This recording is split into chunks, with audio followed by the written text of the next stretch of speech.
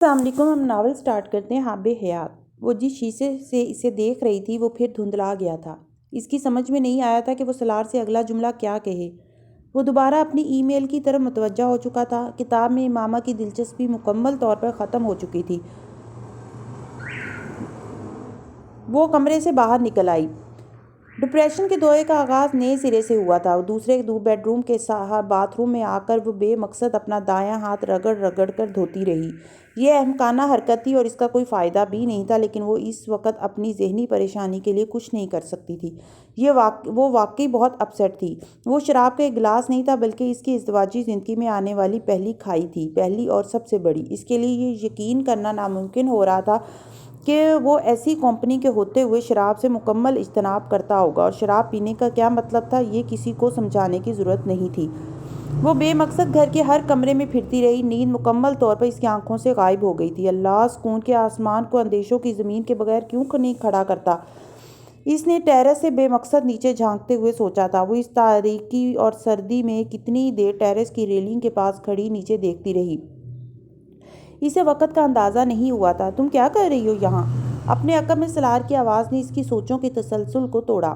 وہ کمرے سے اس کی عدم موجودگی کی وجہ سے اسے ڈھونڈتا ہوا وہاں آیا تھا۔ میں؟ امامہ نے چونک کر پلٹ کر اسے دیکھا۔ میں نیچے دیکھ رہی تھی۔ نیچے کیا ہے؟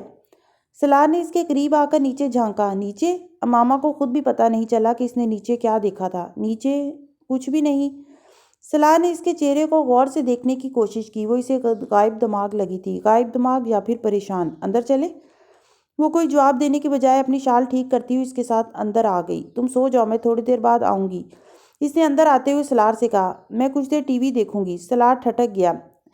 امامہ ریموٹ کنٹرول ہاتھ میں لیے اب ٹی وی آن کر رہی تھی۔ شادی کے بعد پہلی مرتبہ وہ ٹی وی میں اتنی دلچسپی ظاہر کر رہی تھی۔ ٹی وی پر کوئی خاص پروگرام آ رہا ہے؟ اس نے پوچھا۔ نہیں، ویسے ہی دیکھوں گی، امامہ نے اس کی طرف دیکھے بغیر کہا۔ وہ چاہتی تھی کہ وہ چلا جائے۔ وہ جانے کے بجائے صوفے پر اس کے برابر آ کر بیٹھ گیا۔ اس نے امامہ کے ہاتھ سے ریموٹ کنٹرول لے کر ٹی وی آف کیا اور ریموٹ کنٹرول سینٹر ٹیبل پر رکھ دیا۔ امامہ نے کچھ جذبز ہو کر اسے دیکھا۔ میں شراب نہیں پیتا ماما، میں یہ پھل چکھ چکا ہوں۔ اس کا ذائقہ کیسا ہے؟ اس کا اثر کیا ہے؟ میں دونوں سے باواقف ہوں۔ مجھے شراب میں کوئی غم ڈبونا ہے، نہ کسی سرور کی تلاش ہے۔ میرے لیے یہ ان گناہوں میں سے ایک ہے جن کو میں چھوڑ چکا ہوں۔ تم ہر روز اللہ تعالیٰ سے بس یہ دعا کیا کرو کہ وہ مجھے سیدھے رستے سے نہ بھٹکائے۔ وہ اس سے سوال کی توقع کر رہی تھی، جواب کی نہیں۔ وہ جیسے کسی سائیکالوجسٹ کی طرح اس کا ذہن پڑھ رہا تھا۔ اب تمہیں ٹی وی دیکھنا ہے تو دیکھو، ورنہ آ کر سو جاؤ۔ Good night. اس نے ٹی وی آن کرتے ہوئے امامہ کے ہاتھ میں ریموٹ کنٹرول دیا اور بیڈ روم میں چلا گیا۔ وہ اسے دیکھتی رہ گئی۔ انسان کو کون سی چیز بدل دیتی ہے؟ وقت، حالات، زندگی، تجربہ، تکلیف، تلاش، محبت، یا پھر اللہ؟ اس نے ٹی وی آف کرتے ہوئے سوچا۔ سلار کے ساتھ اس گفتگو نے اس کے لیے بہت آسانی پیدا کر دی تھی۔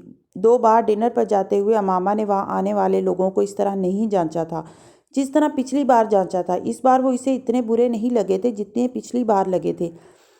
پہلے کی طرح اسے احساس کمتری کا دورہ پڑا تھا، نہ ہی احساس برتری کا، اور نہ ہی وہ نیم عریاں لباس میں عورتوں کو دیکھ کر اس نے کسی احساس برتری کی ٹوپی پہنی تھی۔ وہ ان تعصبات کے بغیر اس کے لیے وہاں جانا قدرے آسان ہو گیا تھا۔ تم کسی سے کوئی بات کیوں نہیں کرتی؟ وہ شاید چوتھا ڈنر تھا جب واپسی پر رات کو سونے سے پہلے کپڑے تبدیل کرنے کے بعد سلار نے اس سے پوچھا۔ وہ ناول پڑھتے ہوئے چونکی تھی۔ کیسی بات؟ کوئی بھی بات، وہ بیڈ پر بیٹھتے ہوئے بولا۔ جب کوئی مجھ سے پوچھتا ہے تو میں جواب دیتی ہوں، لیکن تم بھی تو کسی سے کچھ پوچھا کرو۔ وہ ان پارٹیز میں اس کی مسلسل خاموشی کو نوٹس کر رہا تھا۔ کیا پوچھا کروں؟ سلار اس کا چہرہ دیکھ کر رہ گیا۔ وہ واقعی سنجیدہ تھی۔ تم حال چال پوچھو، پھر تم فیملی کے بارے میں پوچھ سکتی ہو، بچوں کے بارے میں بات کر سکتی ہو۔ فار گیٹ سیک ماما، عورتوں کو تو یہ نہیں بتانا پڑتا کہ انہیں آپس میں کیا باتیں کرنی ہے۔ وہ اسے بتاتے بتاتے کچھ سٹپٹا سا گیا۔ اچھا، میں کوشش کروں گی، اس نے کچھ سوچ کر جواب دیا۔ میرا یہی سوشل سرکل ہے، یہی لوگ بار بار ملیں گے، تمہیں انہی میں سے تم نے دوست بھی بنانے ہیں۔ لیکن میں نے دوست بنا کر کیا کرنا ہے؟ اس نے دوبارہ ناول کھولتے ہوئے کہا۔ سلار نے ہاتھ بڑھا کر ناول اس کے ہاتھ سے لے لیا۔ کتابیں اچھی ہوتی ہیں، لیکن ایک دنیا ان کے باہر ہے، وہ بھی اچھی ہے۔ وہ سنجیدہ تھا۔ وہ اس کا چہرہ دیکھتی رہی۔ لوگوں سے چھپ چھپ کر، بھاگ بھاگ کر اب بہت مشکل ہو گیا ہے دوبارہ ان کے ساتھ چلنا۔ وہ خود بھی سمجھ نہیں پائی کہ وہ کیا کہنا چاہتی ہے۔ اس لیے چاہتا ہوں کہ تم لوگوں کے ساتھ باتیں کیا کرو، اب ضرورت نہیں ہے چھپنے کی، جہاں میں تمہیں لے کر جاتا ہوں وہاں تم میری فیملی ہو، وہاں کوئی تم سے تمہاری فیملی کے بارے میں انویسٹیگیٹ نہیں کرے گا۔ وہ اسے سمجھا رہا تھا۔ اچھا میں کوشش کروں گی، اس نے غیر محسوس انداز میں سلار کے ہاتھ سے کتاب لیتے ہوئے کہا۔ بھابھی کے ہاں بھی جایا کرو۔ وہ اسے نوشین کے بارے میں کہہ رہا تھا۔ جاتی ہوں، اس نے ٹالنے والے انداز میں کہا۔ وہ اسے چپ چاپ کچھ دیر دیکھتا رہا۔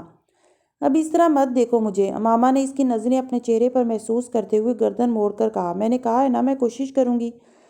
وہ کچھ کہنے کی بجائے کمبل کھینچتا ہوا چت لیٹ گیا تھا۔ وہ دوبارہ کتاب پڑھنے لگی، لیکن کچھ دیر بعد اسے سلار کی نظریں پھر خود پر محسوس ہوئی تھیں۔ اب کیا ہے؟ اس نے کچھ جھنجھلا کر سلار کو دیکھا تھا۔ کچھ نہیں۔ امامہ نے اس کی آنکھوں میں کوئی بے حد عجیب سا تاثر محسوس کیا تھا۔ وہ بہت سنجیدگی سے کچھ سوچ رہا تھا۔ عید کے 2 ہفتے بعد اسلام آباد کے ایک ہوٹل میں ان کے ولیمے کی تقریب منعقد ہوئی تھی۔ اگر سلار کی ضد نہ ہوتی تو سکندر کبھی اس تقریب کے لیے اسلام آباد کا انتخاب نہ کرتے، لیکن سالار کی ضد کے سامنے سکندر نے بلاخر گھٹنے ٹیک دیے تھے۔ سکندر کے دوسرے بچوں کے برعکس ولیمے کی یہ تقریب خاصی سادگی سے ہوئی تھی۔ میوزک کا وہ اہتمام جو سکندر کے گھر کی تقریبات کا حصہ سمجھا جاتا تھا وہ اس تقریب سے غائب تھا۔ مینو اتنا لیوش نہیں تھا جتنا پہلے ہوتا تھا، لیکن مہمانوں کی تعداد تقریباً اتنی ہی تھی جتنی عام طور پر سکندر کی تقریبات میں ہوا کرتی تھی۔ 2000 کے قریب افراد کی موجودگی میں امامہ اتنا ہی غیر آرام دہ محسوس کر رہی تھی جتنا اسے کرنا چاہیے تھا۔ مہمانوں کی ایک بڑی تعداد سے وہ پہلے ہی سالار کی عید ملن پارٹیز اور دوسرے ڈنرز میں چند دن پہلے واقف ہو چکی تھی۔ اب تعارف کچھ نئے طریقے سے اور دوبارہ ہو رہا تھا۔ انکمفرٹیبل ہونے کے باوجود وہ خوش تھی اور طمانینت کا احساس لیے ہوئے تھی۔ وہ باقاعدہ طور پر سالار کی فیملی کا حصہ بن کر جیسے کسی چھت کے نیچے آ گئی تھی۔ وہ ولیمے کے بعد 2 ہفتے کے لیے حماس چلے گئے تھے۔ پاکستان سے باہر سالار کے ساتھ امامہ کا یہ پہلا سفر تھا۔ ان دونوں میں سے کوئی بھی نہیں جانتا تھا کہ زندگی میں دوبارہ کبھی ان 15 دنوں جیسے پرسکون اور بے فکری کے دن ان کی زندگی میں دوبارہ کبھی نہیں آنے والے تھے۔ وہ زندگی میں اس سے زیادہ خوبصورت جگہوں پر اس سے زیادہ سہولت کے ساتھ جاتے، تب بھی زندگی کے ان دنوں کو واپس نہیں لا سکتے تھے جب ان دونوں کے درمیان رشتہ نیا تھا لیکن تعلق پرانا تھا، جب ایک دوسرے پر اعتماد زیادہ نہیں تھا لیکن توقعات اور امیدیں بہت تھیں، اور جب ان دونوں کے درمیان ابھی شکایتوں اور تلخیوں کی دیواریں کھڑی نہیں ہوئی تھیں۔ زندگی ایک دوسرے سے شروع ہو کر ایک دوسرے پر ہی ختم ہو رہی تھی۔ سالار کا فون انٹرنیشنل رومنگ پر تھا، لیکن دن کا زیادہ وقت وہ آف رہتا تھا۔ بینک اور اس سے متعلقہ کاموں کو 15 دنوں کے لیے اس نے اپنی زندگی سے نکال دیا تھا، اور ایک سیل کے آف رہنے سے ان کی زندگی میں حیران کن تبدیلی آئی تھی۔ ان کے پاس ایک دوسرے سے بات کرنے کے لیے بہت زیادہ وقت تھا، اور اس وقت میں سیل فون مداخلت نہیں کر پا رہا تھا۔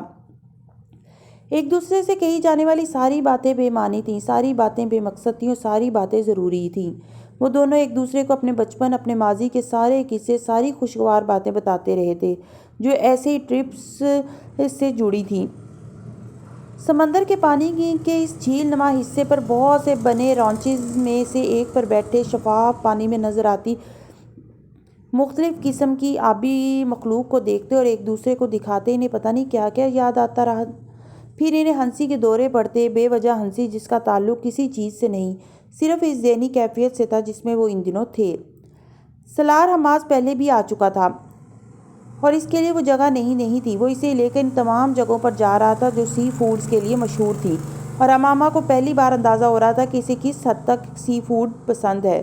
خود اس نے سالار کے اصرار اور دباؤ کے باوجود مچھلی کے علاوہ کسی دوسری چیز کو چکھنے تک کی ہمت نہیں کی تھی۔ ہم اپنے گھر میں اس طرح کا ایک رانچ بھی بنوائیں گے۔ وہ اس صبح پھر لکڑی کے تختے پر آ کر پانی میں ٹانگیں ڈبوئے بیٹھے تھے جب امامہ نے کہا۔ سالار نے گردن موڑ کے اسے دیکھا۔ ایک لمحے کے لیے وہ اسے مذاق سمجھا تھا، لیکن وہ بے حد سنجیدہ جھکی ہوئی پانی کو مٹھی میں لیے اچھال رہی تھی۔ کس پر بنائیں گے؟ سالار نے جیسے اسے کچھ یاد دلانے کی کوشش کی۔ جھیل پر۔ وہ بلا کی سنجیدگی تھی۔ اور جھیل کہاں سے آئے گی؟ وہ ہکا بکا تھا۔ وہ تم بناؤ گے نا؟ وہ اسے دیکھ کر رہ گیا۔ اور اس جھیل میں پانی کہاں سے آئے گا؟ امامہ نے ایک لمحے کے لیے سوچا۔ نہر کے ذریعے؟ وہ ہنس پڑا، لیکن امامہ نہیں ہنسی۔ پانی کی نہر نکالنا دودھ کی نہر سے زیادہ مشکل ہے سویٹ ہارٹ۔ اس نے امامہ کے کندھوں پر بازو پھیلایا۔ امامہ نے اس کا ہاتھ جھٹک دیا۔ تم نہیں بنا کر دو گے؟ وہ سوال نہیں تھا، دھمکی تھی۔ ہم یہاں آ جایا کریں گے، بلکہ اگلے سال میں تمہیں ماریشس لے کر جاؤں گا، پھر اس سے اگلے سال مالدیپ۔ امامہ نے اس کی بات کاٹی۔ تم نہیں بنا کر دو گے جھیل؟ امامہ جھیل کیسے بنا کر دوں میں تمہیں؟ اور ہاں یہ ہو سکتا ہے کہ ہم کسی ایسی جگہ پر گھر بنائیں جہاں قدرتی طور پر آس پاس اس طرح کا پانی ہو۔ سلار نے اسے ٹالنے کی کوشش کی تھی۔ فی الحال وہ اسے صاف لفظوں میں اس رانچ پر بیٹھ کر اپنے ہنی مون ٹرپ کے دوران اور غیر رومانوی باتوں کے درمیان یہ نہیں کہہ سکتا تھا کہ وہ عقل سے پیدل ہے اور جاگتے میں خواب دیکھ رہی ہے، اور وہ بھی احمقانہ۔ ہاں یہ ٹھیک ہے۔ اس پر بروقت اثر ہوا تھا اور سلار نے جیسے اطمینان کا سانس لیا۔ سلار تم بہت اچھے ہو، امامہ نے اب اس کا ہاتھ پیار سے پکڑتے ہوئے کہا۔ امامہ یہ بلیک میلنگ ہے۔ سلار نے ہاتھ چھڑائے بغیر گہرا سانس لے کر احتجاج کیا۔ وہ اس کے جھوٹ کو اس کے گلے کی ہڈی بنا رہی تھی۔ ہاں ہے تو، اس نے بڑے آرام سے کندھے اچکا کر ہنستے ہوئے کہا۔ وہاں باقی دن امامہ نے اس رانچ کا دوبارہ ذکر نہیں کیا تھا اور سلار نے اس پر اللہ کا شکر ادا کیا تھا۔ اسے امید تھی وہ اس رانچ کے بارے میں بھول گئی ہوگی، لیکن ایسا نہیں تھا۔ واپس آنے کے چوتھے دن بعد اس نے فخری انداز میں سلار کو اس گھر کے نئے ڈیزائنر دکھائے تھے۔ وہ جھیل اور رانچ بھی اس کا حصہ بن چکے تھے۔ وہ اب اس پر کیا کہہ سکتا تھا؟ وہ ہنی مون اسے بہت مہنگا پڑا تھا۔ وہ دنیا کی پہلی بیوی تھی جس نے اپنے ہنی مون ٹرپ پر ایک جھیل اور رانچ کی شاپنگ کی تھی، اور وہ دنیا کا پہلا شوہر تھا جس نے اس شاپنگ پر اعتراض نہیں کیا تھا۔ اس کے اپارٹمنٹ کی دیوار پر اب کچھ اور تصویروں کا اضافہ ہو گیا تھا، کچھ اور یادوں، کچھ اور خوشگوار لمحوں کا۔ ان کے ولیمے کا فوٹو شوٹ، پیچ کلر کے شرارے میں بلیک ڈنر سوٹ میں ملبوس سلار کے ساتھ وہ پہلی بار دلہن کے روپ میں تھی۔ وہ سلار کی فیورٹ تصویر تھی۔ ان کے ہنی مون کی تصویریں جس میں تقریباً ایک جیسی سفید ٹی شرٹ میں وہ ایک بیچ پر کھڑے نظر آ رہے تھے۔ ان ساری تصویروں میں صرف ایک چیز کامن تھی، ان کے چہرے اور آنکھوں میں نظر آنے والی خوشی اور چمک، ان کے ہونٹوں پر موجود مسکراہٹ جو ان تصویروں پر نظر ڈالنے والے کسی بھی پہلی نظر کو ایک لمحے کے لیے مسکرانے پر مجبور کر دیتی تھی۔ وہ ایک دوسرے کے لیے بنے تھے، کم از کم وہ تصویریں ہر لحاظ سے یہ ثابت کرنے پر تلی ہوئی تھی۔ زندگی آہستہ آہستہ اپنے معمول پر آ رہی تھی۔ سلار واپس آنے کے بعد مصروف ہو گیا۔ وہ بینک سے تقریباً 10 بجے گھر آ رہا تھا اور پہلے کی طرح گھر سے کافی کے لیے باہر نکلنے کا سلسلہ کچھ عرصے کے لیے منقطع ہو گیا تھا۔ ان کے درمیان بات چیت صبح ناشتے کی میز پر ہو رہی تھی یا رات کے کھانے کی میز پر۔ سلار کے اصرار کے باوجود وہ کھانے پر اس کا انتظار کیا کرتی تھی۔ اسے کھانے سے زیادہ اس کے ساتھ کھانا کھاتے ہوئے ان باتوں میں دلچسپی تھی جو وہ اس کے ساتھ کیا کرتی تھی، اور سلار کو بہت جلدی اس بات کا اندازہ ہو گیا تھا۔ اس نے بلاخر اسے اکیلا کھانا کھا لینے پر مجبور کرنا چھوڑ دیا تھا۔ وہ نوشین کے ساتھ اب وقتاً فوقتاً گھر سے نکلنے لگی تھی۔ اس کی زندگی کا دائرہ اب گھر سے باہر تک بڑھنے لگا تھا، اور سلار اس چیز کی حوصلہ افزائی کر رہا تھا۔ وہ واقعی چاہتا تھا کہ وہ اس کی انگلی پکڑ کر چلنا چھوڑ دے، اور یہ تب بھی ممکن تھا اگر اسے اس کے علاوہ پکڑنے کے لیے کچھ اور ہاتھ نظر آتے۔ وہ اس دن چینل سرفنگ کر رہی تھی جب اس کی نظر ایک چینل پر ٹھہر سی گئی۔ چند لمحوں کے لیے اسے اپنی آنکھوں پر یقین نہیں آیا۔ وہ اسٹاک مارکیٹ کے حوالے سے کوئی پروگرام تھا اور اس میں شامل 2 شرکاء میں سے ایک سالار بھی تھا۔ ایک لمحے کے لیے اپنے امامہ کو یقین نہیں آیا کہ وہ سلار کو اسکرین پہ دیکھ رہی ہے، لیکن چند لمحوں کے بعد سلار کا نام اور اس کا عہدہ اسکرین پر چند لمحوں کے لیے فلیش ہوا۔ تو وہ مجھ سے جھوٹ بول رہا تھا؟ امامہ نے اس کا عہدہ دیکھ کر سوچا۔ وہ پی آر سے منسلک نہیں تھا، لیکن اس وقت اسے اسکرین پر دیکھتے ہوئے وہ اتنی ایکسائٹڈ تھی کہ اس نے سلار کے جھوٹ اور اس کی وجوہات پر غور ہی نہیں کیا۔ زندگی میں پہلی بار اس نے فنانس سے متعلق کوئی پروگرام اتنے شوق اور لگن سے دیکھا تھا۔ وہ سلار کو اکثر اسی طرح کی گفتگو فون پر کرتے سن چکی تھی اور اس نے کبھی اس پر غور بھی نہیں کیا تھا، لیکن اسکرین پر آدھا گھنٹہ اس پروگرام میں اسے سنتے اور دیکھتے ہوئے اسے احساس ہوا کہ وہ بہت امپریس تھا۔ کمپوزڈ، کانفیڈنس، بےحد شارپ، ایک مکمل پروفیشنل۔ وہ زندگی میں پہلی بار اس کی شکل و صورت اور پرسنالٹی پر غور کر رہی تھی، اور پہلی بار اسے احساس ہوا کہ اس کی آواز بہت اچھی ہے۔ شادی کے تقریباً 2 مہینے کے بعد پہلی بار ٹی وی پر اپنے شوہر کو دیکھتے ہوئے وہ اس سے بری طرح متاثر ہو رہی تھی۔ سلار کسی پوسٹ لنچ میٹنگ میں تھا جب امامہ نے اسے فون کیا تھا۔ میٹنگ تقریباً ختم ہو رہی تھی، اس لیے وہ کال لیتے ہوئے روم سے نکل آیا۔ سلار تم ٹی وی پر آئے ہو؟ امامہ نے چھوٹتے ہی اسے کہا۔ ایک لمحے کے لیے سلار سمجھ نہیں سکا۔ کیا تم ٹی وی چینل پر آئے تھے ایک پروگرام میں؟ تم نے مجھے بتایا نہیں۔ وہ 2 ماہ پہلے ریکارڈ کیا تھا، انہوں نے ریپیٹ کیا ہوگا۔ سلار کو یاد آ گیا۔ تم کیا کر رہی ہو؟ اس نے موضوع بدلا، لیکن امامہ کس حد تک اس پروگرام سے متاثر تھی اس کا اندازہ اسے رات کو گھر آ کر ہو گیا تھا۔ میں نے اسے ریکارڈ کر لیا ہے۔ وہ کھانا کھا رہے تھے جب امامہ نے اچانک بتایا۔ کسے؟ وہ چونکا کیونکہ وہ کوئی اور بات کر رہے تھے، تمہارے اس پروگرام کو۔ اس میں ریکارڈ کرنے والی کیا بات تھی؟ وہ حیران ہوا۔ تم ٹی وی پر بہت اچھے لگ رہے تھے، امامہ نے اس کی بات کا جواب دینے کی بجائے کہا، اور تم انویسٹمنٹ بینکنگ میں ہو، پی آر میں نہیں۔ امامہ نے اسے جتایا۔ وہ مسکرایا، لیکن اس نے جواباً اسے کچھ نہیں کہا۔ تم نے دیکھا ہے اپنا پروگرام؟ سلار نے کانٹا ہاتھ سے رکھتے ہوئے اس سے کہا۔ سویٹ ہارٹ، ایسے بہت سارے پروگرامز ہوتے ہیں جن پہ ہر روز بہت سارے ایکسپرٹ بلائے جاتے ہیں۔ اس میں کوئی ایسی خاص بات نہیں ہے کہ اسے ریکارڈ کر کے بیوی کے ساتھ بیٹھ کر دیکھا جائے۔ اس سے پہلے بھی میں ایسے کئی پروگرامز میں آ چکا ہوں اور آئندہ بھی کہیں نہ کہیں نظر آتا رہوں گا۔ میرے بینک کی اس سیٹ پر جو بھی بیٹھا ہوتا وہ تمہیں بزنس چینلز یا ایسے پروگرامز میں کہیں نہ کہیں ضرور نظر آئے گا۔ یہ بھی میری جاب کا ایک حصہ ہے۔ وہ اس کا ہاتھ تھپک کر اب دوبارہ کانٹا اٹھا رہا تھا۔ ماما چند لمحے کچھ نہیں بول سکی۔ اس نے جیسے ٹھنڈے پانی کا بھرا ہوا گلاس اس پر انڈیلا تھا۔ اس نے اسے کچھ ایسے ہی شرمندہ کیا تھا۔ سلار، سود حرام ہے نا؟ وہ خود سمجھ نہیں پائی کہ اس نے سلار کی بات کے جواب میں یہ کیوں کہا۔ شاید یہ اس شرمندگی کا عمل تھا جو اس نے کچھ دیر پہلے اٹھائی تھی۔ ہاں، وہ کانٹے سے کباب کا ایک ٹکڑا اٹھاتے ہوئے صرف ایک لمحے کے لیے ٹھٹکا تھا۔ بالکل اسی طرح جس طرح جھوٹ حرام ہے، غصہ حرام ہے، غیبت حرام ہے، بددیانتی حرام ہے، منافقت حرام ہے، تہمت لگانا حرام ہے، ملاوٹ حرام ہے۔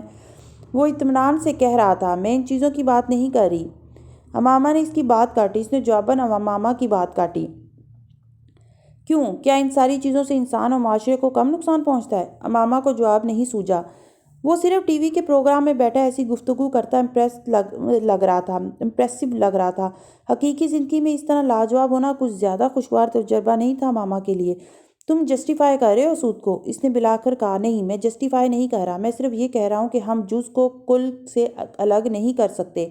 اسلامی معاشرے کو سود اتنا نقصان نہیں پہنچا رہا جتنا دوسری خرابیاں۔ وہ اس کا چہرہ دیکھ رہی تھی۔ میں اگر پاکستانی معاشرے میں پائی جانے والی 5 خرابیاں بتاؤں اور کہوں کہ ان میں سے کوئی ایک ختم کر دو جس سے معاشرہ بہتر ہو جائے، کرپشن کو، غربت کو، ناانصافی کو، بددیانتی کو یا سود کو، میں شرط لگاتا ہوں ماما کہ یہ 5واں آپشن کبھی کسی کی پہلی ترجیح نہیں ہوگا۔ وہ چیلنج کر رہا تھا اور یہ چیلنج جیت بھی سکتا تھا کیونکہ وہ ٹھیک کہہ رہا تھا۔ وہ بھی پہلی 4 میں سے ہی کسی ایک خرابی کو ختم کرنا چاہے گی۔ ماما نے دل ہی دل میں اعتراف کیا۔ اور سود صرف بینکنگ میں تو نہیں ہے۔ کوئی یوٹیلٹی بل لیٹ ہوتا ہے تو اس پر سرچارج لگ جاتا ہے۔ اسکول کالج کی فیس لیٹ ہو جاتی ہے تو فائن لگ جاتا ہے۔ یہ بھی تو سود کی قسمیں ہیں۔ اس کے پاس اس کی توجیحات کا کوئی جواب نہیں تھا۔ تو تم بینکنگ میں اس لیے ہو کیونکہ تم سود کو دوسری برائیوں جیسی ایک عام برائی سمجھتے ہو۔ ماما نے بحث سمیٹنے کی کوشش کی۔ نہیں، میں اسے بہت بڑی لعنت سمجھتا ہوں۔ تو پھر میری سوچ سے کیا تبدیلی آئے گی؟ یہ سوچ لے کر ساری دنیا کے مسلمان بینک میں کام کرنا بند کر دیں اور دوسرے مذاہب کے لوگوں کے لیے راستے کھلے چھوڑ دیں کہ وہ آئیں اور ٹیک اوور کر لیں، ہماری اکانومی کو اپنی مٹھی میں لے لیں، جب چاہیں، جسے چاہیں، جیسے چاہیں ہمارا گلا دبا دیں۔ پاور اس کی جس کے پاس کیپٹل ہے۔ یہ جو فنانشل سسٹم پوری دنیا میں چل رہا ہے ویسٹ کا قائم کردہ ہے، دوسرے مذاہب کے لوگوں کا ہے۔ انہوں نے اسے بنایا ہے، پاپولر کیا ہے اور پوری دنیا میں پھیلایا ہے۔ ہم کہاں سو رہے تھے اس وقت؟ ہمیں اتنی باتیں سننی پڑ رہی تھی لوگوں سے۔ تو پھر وہ 2-3 سال پہلے سود سے پاک ایک متوازی سسٹم بناتے ہم لوگ، اس وقت کہاں تھے ہم؟ اور چلاتے اس کو، نہ کرتے ویسٹ کی تقلید، یا پھر اب کوشش کریں اس سب کو تبدیل کرنے کی۔ لیکن اس کے لیے بینکوں میں کام کرنا پڑے گا۔ دنیا میں آج تک جو بھی جنگ جیتی گئی ہے وہ اس نے جیتی ہے جو میدان میں تلوار لے کر اترا ہے۔ میدان سے باہر کھڑے لوگوں نے بڑی سے بڑی گالیاں بھی دی ہوں تو بھی جنگ ملامتوں اور مذمتوں سے کبھی نہیں جیتی جاتی۔ تو میں اپنی مہارت سے تلوار کا کام لینا چاہوں گا۔ میری زبان شاید اتنی مؤثر نہ ہو۔ امامہ الجھی نظروں سے اسے دیکھتی رہی۔ سود کے بارے میں یہ ان کی پہلی بحث تھی۔ رمضان میں اور اس کے فوراً بعد امامہ کو کھانا پکانے کا کوئی خاص اتفاق نہیں ہوا تھا، لیکن اب وہ اس کے لیے باقاعدہ طور پر گھر کا کھانا بنانے لگی تھی۔ وہ سی فوڈ کے علاوہ کسی خاص کھانے کا شوقین نہیں تھا۔ سی فوڈ کو شدید ناپسند کرنے کے باوجود وہ بعداً خواستہ اس کے لیے ہفتے میں 1-2 بار ڈبوں میں بند سی فوڈ کے بجائے بازار سے تازہ سی فوڈ لا کر پکانے لگی تھی۔ صرف پہلی بار ان تازہ پرانز، کریبز کو پکانے کے لیے صاف کرتے ہوئے اسے اتنی شدید کراہت محسوس ہوئی تھی کہ اسے رونا آ گیا تھا۔ اتوار کا دن تھا اور وہ لنچ کی تیاریوں میں مصروف تھی۔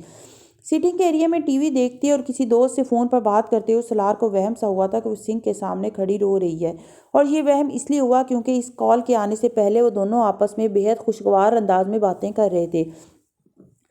رونے والی تو کوئی بات ہی نہیں ہوئی تھی ان کے درمیان۔ ریموٹ کنٹرول سے ٹی وی آف کرتے اور دوست کو خداحافظ کہتے ہوئے صوفے سے اٹھ کر کچن میں آ گیا تھا۔ سنک کے سامنے کھڑی وہ صرف رو نہیں رہی تھی بلکہ زاروں قطار رو رہی تھی۔ سلار کے 14 طبق روشن ہو گئے۔ کیا ہوا؟ سنک پہ رکھے برتن سے لویسٹر دھو کر شیلف پر رکھے ایک دوسرے برتن میں رکھتے ہوئے اس نے سلار کی طرف نظر اٹھا کر بھی نہیں دیکھا۔ نفی میں سر ہلا کر وہ اسی طرح اپنے دونوں کاموں میں مصروف رہی۔ سلار نے ہاتھ بڑھا کر سنک کا نل بند کر دیا۔ کیوں رو رہی ہو تم؟ وہ واقعی سمجھنے سے قاصر تھا۔ ماما، ہم نے ماں باپ کے گھر میں نے ان چیزوں کو کبھی ہاتھ بھی نہیں لگایا تھا جنہیں اب مجھے دھونا پڑ رہا ہے۔ پانی کو دو بار کھولتے ہوئے اس نے بھرائی ہوئی آواز میں کہا، اور اس نے پانی پھر بند کر دیا۔ اس نے نل دوبارہ کھولا۔ وہ ٹھیک کہہ رہی تھی، اس کے گھر میں بھی سی فوڈ اتنے ہی شوق سے کھائے جاتے تھے، لیکن وہ ان سے ایک شدید قسم کی کراہیت رکھتی تھی اور ان چیزوں کے پاس بھی نہیں پھٹکتی تھی۔ نہ ہی کوئی اس سے کہتا تھا۔ معلوم نہیں انسان کو ماں باپ کا گھر کیوں ہر بات پہ یاد آتا ہے۔ سلار کو کچھ دیر سمجھ نہیں آئی کہ وہ کیا کہے۔ میں نے تمہیں کب کہا ہے کہ تم مجھے یہ بنا کر دو؟ تم نے خود کہا تھا کہ میں تمہیں سی فوڈ لا کر دوں گا اور تم آج یہ بنانا۔ سلار نے پھر کچھ خفگی سے پانی بند کیا۔ چھوڑو، مت بناؤ، اس نے سختی سے کہتے ہوئے برتن سنک سے اٹھا کر شیلف پر رکھ دیا۔ یہ بات نہیں ہے، میں سوچ رہی تھی جب شوہر کو بنا کر کھلا سکتی ہوں تو ماں باپ کو بھی بنا کر کھلا دیتی، اس نے رندی ہوئی آواز میں کہا۔ کیا رنج تھا، کیا پچھتاوا تھا، وہ اسے دیکھ کر رہ گیا۔ اس کے منع کرنے کے باوجود اس نے اس دن سی فوڈ ہی تیار کیا تھا، لیکن اس کی سرخ آنکھیں دیکھ کر سلار کو اس قدر احساس جرم ہوا تھا کہ وہ ٹھیک سے کھانا بھی نہیں کھا سکا۔ میں آہستہ آہستہ یہ سی فوڈ کھانا چھوڑ دوں گا، تمہیں دوبارہ یہ گھر پہ نہیں بنانا پڑے گا، اس نے کھانے کے دوران اسی احساس جرم کے ساتھ کہا تھا۔ نہیں، تمہیں پسند ہے تو کیوں چھوڑو گے؟ پتہ نہیں، مجھے ایسے ہی خیال آ گیا تو۔ آہستہ آہستہ میری ناپسندیدگی کم ہو جائے گی۔ وہ اب اس ساری صورتحال پر کچھ شرمندہ محسوس کر رہی تھی۔ ماما نے اس کی بات کاٹ دی۔ رہنے دو بس، اگر کچھ چھوڑنا ہے تو یہ جو تم انرجی ڈرنکس وغیرہ پیتے رہتے ہو انہیں چھوڑ دو، میں تمہیں کچھ فریش جوسز وغیرہ بنا دیا کروں گی۔ وہ ہنس پڑا تھا۔ وہ ان ڈرنکس کا واقعی بہت زیادہ عادی تھا اور اس کی بنیادی وجہ اس کا لائف سٹائل اور پروفیشن تھا۔ ان انرجی ڈرنکس کے سہارے وہ ساری رات بے حد آرام سے کام کرتا رہتا تھا اور فی الحال اس عادت نے اس کی صحت پر کسی قسم کے مضر اثرات نہیں ڈالے تھے۔ سی فوڈ کی نسبت انہیں چھوڑنا زیادہ مشکل تھا۔ اسے کھانے میں کبھی دلچسپی نہیں رہی تھی، نہ کبھی اس کی یہ خواہش رہی تھی کہ کوئی اس کے لیے کھانے کے لوازمات کا اہتمام کرے یا اسے پیش کرے، لیکن اسے اندازہ بھی نہیں ہو پا رہا تھا کہ کتنے غیر محسوس انداز میں وہ امامہ کے ہاتھ کے کھانے کا عادی ہونے لگا تھا۔ امامہ اس کے رات کو بہت دیر سے گھر آنے پر بھی اسے تازہ چپاتی بنا کر دینے کی عادی ہو گئی تھی، اور سلار نے زندگی میں کبھی کہیں ایسی چپاتی نہیں کھائی تھی، کسی کے گھر پر بھی نہیں۔ نرم، خوشبودار، ذائقہ دار اور تازہ بھی۔ چپاتی کا پہلا لقمہ منہ میں ڈالتی اسے امامہ یاد آتی تھی۔ وہ اس کے ہاتھ کی بنی ہوئی چپاتی کسی سالن، چٹنی یا سلاد کے بغیر بھی بڑی خوشی کے ساتھ کھا سکتا تھا۔ وہ ناشتے میں 2 سلائس، ایک انڈا کھا کر اور چائے کافی کا ایک کپ کے ساتھ بھاگ جانے والا آدمی تھا، اور اب زندگی میں پہلی دفعہ ناشتے کا کوئی مینیو ہونے لگا تھا۔ انڈا تلے ہوئے یا ابلے ہوئے کے بجائے مختلف قسم کے آملیٹ کی شکل میں ملنے لگا تھا۔ بعض دفعہ پراٹھا ہوتا، ڈبے کے جوس کی جگہ تازہ جوس کے گلاس نے لے لی تھی۔ لنچ کے لیے گھر کے بنے ہوئے سینڈوچز اور سلاد ہوتے۔ وہ آفس میں سب کی طرح ایک فاسٹ فوڈ سے آنے والے لنچ پیک کا عادی تھا اور وہ اس کے ساتھ کمفرٹیبل تھا۔ شروع میں وہ امامہ کے اصرار پر کچھ بے دلی سے اس لنچ پیک کو گھر سے لاتا تھا جو امامہ اس کے لیے تیار کرتی تھی، مگر آہستہ آہستہ اس کی ناخوشی ختم ہونے لگی تھی۔ وہ گھر کا کھانا تھا، بے حد ویلیویبل تھا، کیونکہ اسے بنانے کے لیے صبح سویرے اٹھ کر اس کی بیوی اپنا کچھ وقت صرف کرتی تھی۔ بھوک وہ بازار سے خریدے گئے چند لقموں سے بھی مٹا لیتا، لیکن وہ لقمے اس کے دل میں گھر میں بیٹھی ایک عورت کے لیے شکر کا احساس پیدا نہ کرتے، جسے وہ ہر روز اس وقت محسوس کرتا جب بینک کے کچن سے کوئی اس کے لنچ کو گرم کر کے اس کی ٹیبل پر لا کر رکھتا تھا۔ وہ پانی کے اس گلاس کا بھی اس طرح عادی ہونے لگا تھا جو ہر روز اس کے گھر میں داخل ہونے پر اسے لا کر دیتی تھی۔ کافی یا چائے کے اس کپ کا بھی جو وہ دونوں رات کے کھانے کے بعد ٹیرس پر بیٹھ کر پیتے تھے، اور گرم دودھ کے اس گلاس کا بھی جو وہ رات کو سونے سے پہلے اسے دیا کرتی تھی اور جسے وہ شروع میں ناگواری سے گھورا کرتا تھا۔ میں دودھ نہیں پیتا۔ جب اس نے پہلی بار گرم دودھ کا گلاس اسے دیا تو اس نے بے حد شائستگی سے بتایا تھا۔ کیوں؟ جواباً اس نے اتنی حیرت کا اظہار کیا تھا کہ وہ کچھ شرمندہ سا ہو گیا تھا۔ مجھے پسند نہیں ہے۔ مجھے تو بڑا پسند ہے، تمہیں کیوں نہیں پسند؟ مجھے اس کا ذائقہ اچھا نہیں لگتا۔ وہ ایک لمحے کے لیے سوچ میں پڑ گئی۔ تو میں اس میں اوولٹین ڈال دوں؟ سلار نے اس کے جواب کو مکمل ہونے سے پہلے گلاس اٹھا کر پی لیا تھا۔ وہ زہر بھی پی سکتا تھا لیکن اوولٹین نہیں، اور یہ اسے اندازہ ہو گیا تھا کہ وہ دودھ پیتی ہے، اس لیے اسے بھی دودھ پینا تھا۔ دودھ کے فوائد سے بہرحال اسے دلچسپی نہیں تھی۔ اس کے اپنے گھر میں مردوں کا جس طرح خیال رکھا جاتا تھا وہ بھی اس کا اسی طرح خیال رکھ رہی تھی۔ یہ عادتاً تھا، خصوصاً نہیں، اور اسے یہ توقع نہیں تھی کہ وہ خیال کہیں رجسٹر ہو رہا تھا۔ ہر عورت کی طرح وہ بھی یہ سمجھتی تھی کہ اس کے ان تمام کاموں کو حق سمجھ کر لیا جا رہا ہے، کیونکہ ہر مرد کی طرح سلار بھی تعریف نہیں کر پا رہا تھا۔ ہر مرد کی طرح اس کے لیے بھی آئی لو یو کہنا آسان تھا، بجائے یہ کہنے کے کہ جو تم میرے لیے کرتی ہو اس کی مجھے بہت قدر ہے۔ اور ہر مرد کی طرح وہ بھی اس احساس تشکر کو تحائف اور پیسے سے ریپلیس کر رہا تھا۔ ماما کے لیے زندگی بدل گئی تھی یا بہت عرصے کے بعد پھر شروع ہوئی تھی۔ مارکیٹوں میں سلار یا نوشین کے ساتھ پھرتے، چیزوں کو دیکھتے، وہ عجیب سے احساسات کا شکار ہوتی رہتی۔ یہ احساس کہ وہ جن چیزوں کو دیکھ رہی ہے وہ انہیں اب خریدنے کے قابل ہے، اور یہ احساس کہ اب ایک ایسی جگہ ہے جہاں وہ ان چیزوں کو اپنے لیے رکھ سکتی ہے۔ وہ ڈاکٹر ثبت علی کا گھر نہیں تھا، ہاسٹل نہیں تھا، نہ ہی سعیدہ اماں کا گھر تھا۔ یہ اس کا اپنا گھر تھا۔ تشکر، خوشی، آسودگی اور پھر بے یقینی اور حیرانی۔ 9 سال کی مشقت کے بعد جو ملا تھا وہ اس کی اوقات سے بہت زیادہ تھا، اور یہ سب ہر کسی کو کہاں ملتا تھا۔ 9 سال بے نام بے خاندان رہنے کے بعد اب جب کہ وہ ایک خاندان کا حصہ بنی تھی تو حیرانی کسے نہیں ہوتی۔ خواری اور بے سر و سامانی کا سفر جہاں جا کر ختم ہوا تھا وہ نعمتوں کی معراج تھی۔ اپنے گھر سے نکلنے کے بعد اس نے اتنے عرصے میں صرف ایک چیز سیکھی تھی، اپنے نفس پر قابو پانا، اپنی خواہشات اور ضروریات کو کم سے کم کرنا، قناعت کرنا، اور یہ بہت مشکل تھا۔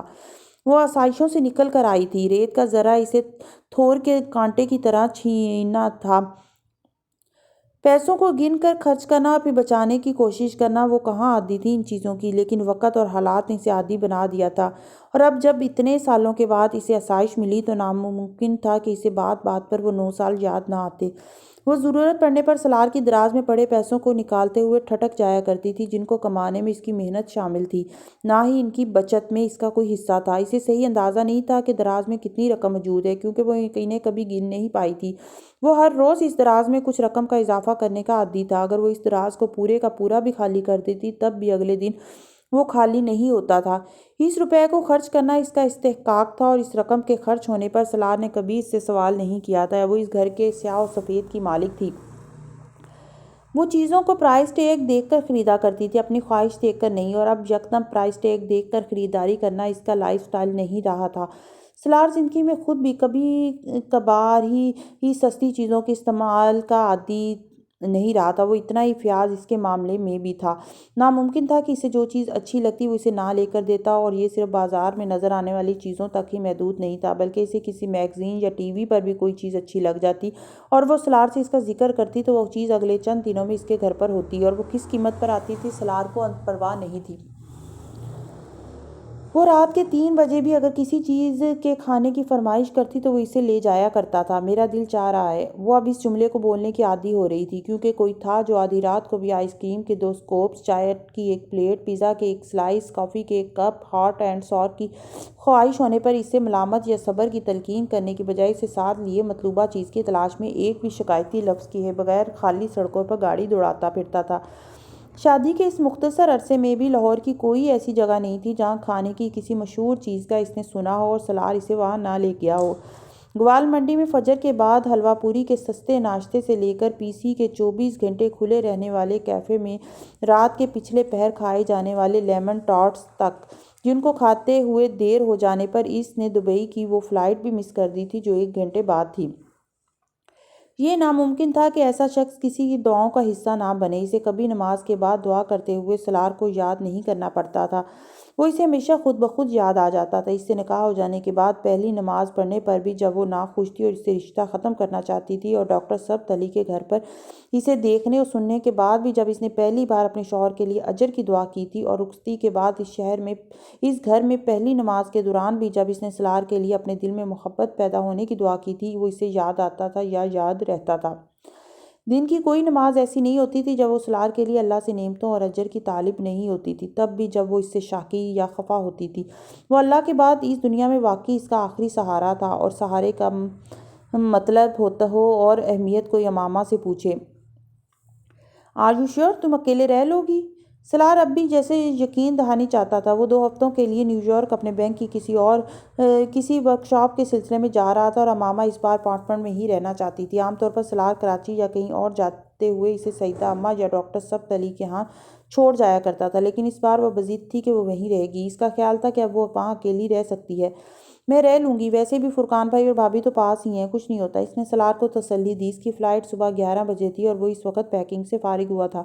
میرے بغیر رہ لو گی تم؟ اس نے امامہ کی بات سننے کے بعد کہا۔ وہ اب اپنے بریف کیس میں کچھ پیپرز رکھ رہا تھا۔ ہاں 2 ہی ہفتوں کی تو بات ہے، امامہ نے بے حد اطمینان سے کہا۔ 2 ہفتوں میں 15 دن ہوتے ہیں، سلار نے بریف کیس بند کرتے ہوئے کہا۔ تو کوئی بات نہیں، گزر جائیں گے۔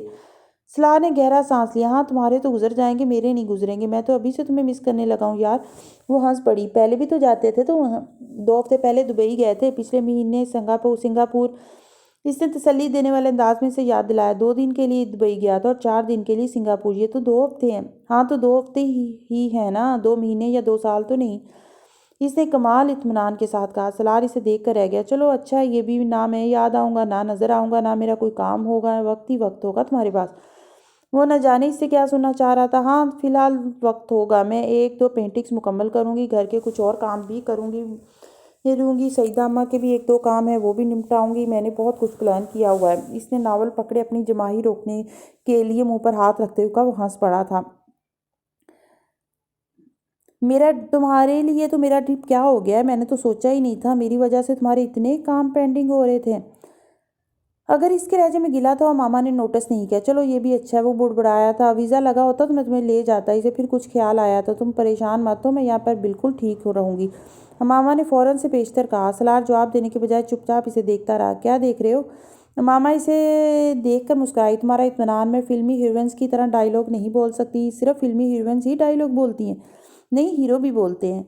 वो इत्मीनान से हंसी। सलार मुस्कुराया तक नहीं, वो फिर संजीदा हो गई। मत जाओ, फिर अगर इतना मिस कर रहे हो तो। इसने जैसे इसे चैलेंज किया। प्यार से कहती तो ना जाता, लेकिन मैं तुम्हारा कोई चैलेंज कबूल नहीं करूंगा। मुझे तुमसे हारना पसंद है। वो हंसी। तुम बात बदल रहे हो? नहीं, खुद को तसल्ली दे रहा हूँ। चलो आओ, तुम्हें कॉफ़ी पिलवा कर लाऊं। वो यकदम बिस्तर से उठते हुए बोला। इस वक्त रात को? इस वक्त मामा तैयार नहीं थी। हाँ, इतने दिन तक तो तुम्हें नहीं पिलवा सकूंगा कॉफ़ी। वो दराज से वॉलेट और कार की चाबियां निकाल रहा था। लेकिन अब मैं फिर कपड़े बदलूं? मत बदलो, चादर ले लो, यही ठीक है। सलार ने इसकी बात काटी। वो अब सेलफोन उठा रहा था। फोर्ट्रेस से कॉफ़ी पीने के बाद वो स्टेडियम के गिर्द बेमकसद ड्राइव करता रहा। अब घर चलें, तुम्हें आराम करना चाहिए। मामा को अचानक ख्याल आया। मैं प्लेन में आराम करूंगा। मामा की समझ में नहीं आया कि वो इतना संजीदा और किसी गहरी सोच में क्यों डूबा हुआ है। वापस आते हुए इसने रास्ते में एक दुकान से बहुत सा फल खरीदा। तुम यहाँ नहीं होगे तो इतना फल खरीदने की क्या ज़रूरत है? मामा हैरान हुई थी। तुम्हारे लिए खरीदा है, शायद फल खाते हुए ही मैं तुम्हें याद आ जाऊँ। इसने मुस्कुरा कर कहा था। ये फल खाने के लिए शर्त है? वो बेख्तियार हंसी। नहीं, उम्मीद। मामा इसे देख कर रह गई। वाकई इसकी समझ में नहीं आ रहा था कि वो 2 हफ्ते का ट्रिप इतना लंबा तो नहीं था कि इस पर किसी किस्म की उदासी का इजहार किया जाए। कम से कम सलार से वो इस तरह की जज्बातियत की तवक्को नहीं कर रही थी।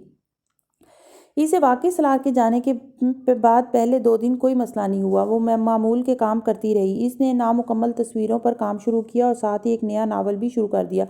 सलार की अदम मौजूदगी में रात का खाना वो फुरकान के यहाँ खाया करती थी। 2 दिन तक तो वो इत्मीनान से इनके यहाँ खाना खाने और कुछ देर गपशप करने के बाद घर वापस आ जाती।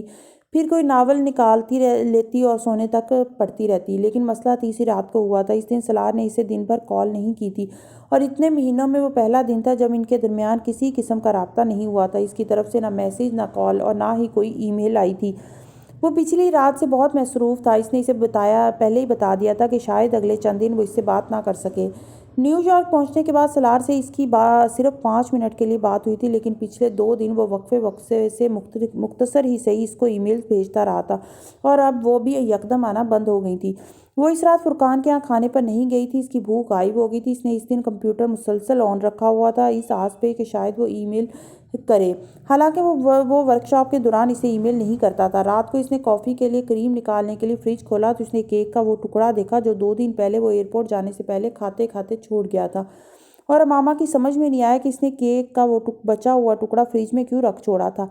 ना सिर्फ वो टुकड़ा बल्कि वो कैन भी जिसमें बचा हुआ जूस था। कुछ देर वो इन दोनों चीज़ों को देखती रही, फिर इसने फ्रिज बंद कर दिया। कॉफ़ी बनाकर वो टेरेस पर निकल आई जहाँ वो वीकेंड्स पर अक्सर बैठा करते थे। मंडेर से नीचे झांकते हुए इसने सुर्ख ईंटों की इस मंडेर पर 2 मग्स के निशान देखे थे, एक जरा गहरा, दूसरा बहुत हल्का। वो रात को अक्सर यहाँ खड़े नीचे देखते हुए कई बार यहीं पर अपने मग्स को रख दिया करते थे। नीचे बिल्डिंग के लॉन में कुछ बच्चे और लोग चहलकदमी कर रहे थे। तुम्हें बच्चे अच्छे लगते हैं? इसने एक दिन वहाँ खड़े नीचे देख खेलते और शोर मचाते हुए बच्चों को देखते हुए सलार से पूछा था। हाँ, लेकिन इस तरह के नहीं। इसने जवाबन चाय पीते हुए अपने कंधे उचकाकर मग से इन बच्चों की तरफ इशारा किया। वो हंस पड़ी। इसका इशारा शोर की तरफ था। मुझे तो हर तरह के बच्चे अच्छे लगते हैं, शोर करने वाले भी। इसने नीचे झांकते हुए कहा। दूसरों के बच्चे हैं इसलिए शोर करते हुए बुरे लगते हैं, अपने बच्चों का शोर कभी बुरा नहीं लगेगा तुम्हें। इसने रवानी से कहा। बच्चे? एक बच्चा काफ़ी है। वो चाय पीते पीते अटका। मामा ने कुछ चौंक कर नीचे झांकते हुए इसे देखा। एक क्यों? تو کتنے ہونے چاہیے؟ وہ سنجیدہ ہوا، اس نے ایک لمحے کے لیے سوچا۔ کم سے کم 4 اور زیادہ سے زیادہ 12۔ سلار نے ہنستے ہوئے اس کے جملے میں اضافہ کیا تھا، وہ اسے مذاق سمجھا تھا۔ میں سیریس ہوں۔ اس کی ہنسی رکنے پر اس نے کہا، 4 بچے، تم حواسوں میں ہو؟ سلار نے مگ منٹیر پر رکھ دیا۔ کون پالے گا انہیں؟ اسے بے اختیار تشویش ہوئی۔ تم اور میں، اس نے اطمینان سے کہا۔ میں ایک بچہ پال سکتا ہوں، 4 نہیں۔ سلار نے دونوں ہاتھ اٹھا کر جیسے اسے حتمی انداز میں کہا، ٹھیک ہے، تم 1 پال لینا، 3 میں پال لوں گی۔ وہ اطمینان سے کہہ کر دوبارہ نیچے جھانکنے لگی۔ ماما، میں سنجیدہ ہوں، اور میں بھی۔ ہم 4 بچے افورڈ نہیں کر سکتے۔ اسے لگا اسے ماما کو منطقی انداز میں سمجھانا چاہیے۔ میں تو کر سکتی ہوں، میرے پاس وہ پیسے ہیں جو وہ میں نے اس لیے نہیں دیے کہ تم انہیں بچوں کی فوج پر انویسٹ کرو۔ سلار نے جھنجھلا کر اس کی بات کاٹی۔ ماما کو برا لگا۔ وہ کچھ کہنے کے بجائے بے حد خفگی کے عالم میں پھر نیچے دیکھنے لگی تھی۔ سویٹ ہارٹ، ہم کو سلار نے اس کے کندھے کے گرد بازو پھیلا کر اسے منانے کی کوشش کی تھی۔ ہاتھ ہٹاؤ۔ ماما نے اس کا ہاتھ جھٹکا۔ میں نے کیا کیا ہے؟ وہ جھنجھلایا۔ تم چاہتی ہو میں گھر، آفس، اسکول، ڈاکٹرز اور مارکیٹوں کے چکر لگاتے لگاتے بوڑھا ہو جاؤں؟ تو تم کیا کرتے ہو بوڑھا ہوئے؟ تڑ سے جواب آیا۔ وہ لاجواب ہو گیا۔ وہ خفگی بھری سوالیہ نظروں سے اسے دیکھ رہی تھی۔ میری سمجھ میں نہیں آتا کہ لوگ رات کے وقت اپنے بچوں کو گھر میں کیوں نہیں رکھتے، دوسروں کو دکھانے کے لیے باہر کیوں لے آتے ہیں؟ وہ اس کے سوال کا جواب دیے بغیر منڈیر سے اپنا مگ اٹھا کر کچھ جھنجھلاہٹ کے عالم میں اندر چلا گیا تھا۔ ماما کو بے اختیار ہنسی آئی تھی۔ وہ اب بھی ہنس پڑی تھی۔ منڈیر کے اس نشان کو دیکھتے ہوئے نہ جانے کیا کیا یاد آیا تھا۔ نیچے لان میں پھر وہی شور برپا تھا۔ اس نے پلٹ کر دیوار کے ساتھ لگے اس رگ کو دیکھا جس پر وہ دیوار کے ساتھ ٹیک لگا کر کبھی کبھار بیٹھ کر گٹار بجایا کرتا تھا۔ اسے اس گٹار میں دلچسپی نہیں ہوتی تھی۔ وہ اس سے باتیں کرنے کے لیے اس کے پاس بیٹھا کرتی تھی۔ گٹار بجاتے ہوئے خود نہیں بولتا تھا، صرف اس کی باتیں سنتا رہتا، اور وہ میکانیکی انداز میں وقفے وقفے سے اس کے منہ میں کوئی نہ کوئی کھانے کی چیز ڈالا کرتی تھی۔ وہ اسے دیکھتا رہتا اور گٹار پر باری باری اپنی پسند کی کوئی ٹیون بجاتا رہتا یا اپنے انسٹرومنٹس کو نکال کے ان کی صفائی کرتا رہتا۔ ویکینڈز پر اس کا پسندیدہ مشغلہ تھا یہ۔ اسے احساس نہیں ہوا کہ کافی کا مگ ہاتھ میں لیے اس رگ کو دیکھتے اس کی کافی کب کی ٹھنڈی ہو چکی تھی۔ وہ اسی طرح بھرا ہوا مگ لے کر واپس آ گئی۔ بعض دفعہ سمجھ میں نہیں آتا ہم کسی کو کیوں یاد کرتے ہیں۔ یاد کرتے ہیں تو کوئی یاد آتا ہے، یا یاد آتا ہے تو یاد کرتے ہیں۔ دل یہ ماما کہاں حل کر پایا تھا۔ فجر کے بعد وہ مسلسل کمپیوٹر کے سامنے بیٹھی تھی۔ کال نہیں تو کوئی ای میل صحیح۔ اس نے وقفے وقفے سے اسے 4-5 ای میلز کی تھی۔ پھر وہ مایوس ہو گئی۔ جواب نہ آنے کا مطلب تھا کہ وہ ای میل چیک نہیں کر رہا تھا۔ اگلے دن اداسی کا دورہ پہلے سے بھی شدید تھا۔ اس دن وہ پینٹنگ کر سکی نہ کوئی کتاب پڑھ سکی، اور اس نے کھانا بھی نہیں پکایا۔ فریج میں پچھلے چند دنوں کا پڑا ہوا کھانا کھا لیا۔ شام تک وہ اگلے دن سعیدہ اماں کے ہاں جانے کا فیصلہ کر چکی تھی۔ اس کا خیال تھا یہ تنہائی تھی جو اسے مزمل کر رہی تھی۔ وہ یہ بھول گئی تھی کہ وہ 9 سال تنہا ہی رہی تھی، اس سے زیادہ تنہا، اس سے زیادہ برے حالات میں۔ اس دن اسے سلار کی 3 لائنوں کی ایک ای میل ملی تھی، اور ان 3 لائنوں کو اس نے رات تک کم از کم 300 بار پڑھا تھا۔ سویٹ ہارٹ، کیا حال ہے؟ اس ورکشاپ نے تو جیسے مجھے جکڑ لیا ہے۔ تمہاری پینٹنگ کیسی چل رہی ہے؟ Love you. ان 3 جملوں کی ایک میل کے جواب میں اس نے اسے ایک لمبی ای میل کی تھی جس میں اسے اپنی ہر ایکٹیویٹی بتائی تھی، ایک کے بعد دوسرا، دوسرے کے بعد تیسرا جھوٹ۔ وہ اسے یہ کیسے کہہ دیتی کہ وہ اداس ہے، پھر وہ وجہ پوچھتا تو اسے وہ اپنی اداسی کی کیا وجہ بتاتی؟ بیٹا چہرہ کیوں اترا ہوا ہے؟ تمہارا کوئی پریشانی ہے؟ جھگڑا کر کے تو نہیں گیا سلار تمہارے ساتھ؟ سعیدہ اماں نے اس کے چہرے پر پہلی نظر ڈالتے اسے اپنے سوالوں سے بخلا دیا۔ وہ بری طرح متفکر ہوئی تھی۔ نہیں کچھ بھی نہیں ہوا، بس ایسے ہی گھر میں اکیلی تھی شاید اس لیے۔ اس نے مصنوعی مسکراہٹ کے ساتھ انہیں بہلایا، مگر وہ مطمئن نہیں ہوئی۔ امامہ نے کپڑوں کا بیگ کمرے میں رکھنے کے فوراً بعد ڈریسنگ ٹیبل کے آئینے کے سامنے کھڑے ہو کر خود کو دیکھا۔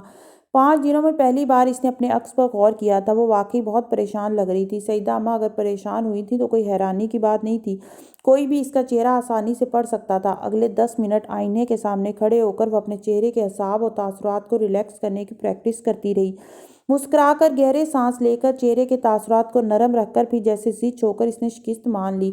جہنم میں جائے، اب لگتی ہوں پریشان تو میں کیا کروں، کتنا مسکراؤں میں؟ پھر وہ باہر نکل آئی۔ سونا وہاں بھی مشکل تھا، اداسی یہاں بھی ویسی ہی تھی۔ اتنی چپ تم پہلے تو کبھی نہیں رہی بیٹا، اب کیا ہو گیا تمہیں؟ اگلی شام تک سعیدہ اماں حقیقتاً فکرمند ہو چکی تھی، حالانکہ اس دن صبح سلار سے اس کی بات بھی ہوئی تھی۔ تم سلار کے ساتھ خوش تو ہو نا؟ وہ تشویش سے پوچھ رہی تھی، اور وہ ان کا چہرہ دیکھنے لگی۔ اداسی بری طرح بڑھی تھی۔ مسئلہ خوشی کا نہیں تھا، مسئلہ یہ نہیں تھا کہ اس کے ساتھ خوش ہے یا نہیں، بات صرف اس کے ساتھ رہنے کی تھی، خوش یا اداس جیسے بھی، لیکن اس کے ساتھ ہی۔ اس نے سعیدہ اماں کو جواب دینے کے بجائے موضوع بدل دیا۔ وہ 2 دن وہاں رہ کر وہ پھر اسی بے چینی کے عالم میں واپس آئی تھی۔ لیکن تم نے تو کہا تھا کہ تم میرے آنے تک وہیں رہو گی۔ سلار اس کی واپسی پر حیران ہوا تھا۔ میری مرضی۔ وہ کچھ اور کہنا چاہتی تھی لیکن معلوم نہیں اس نے کیوں کہا اوکے۔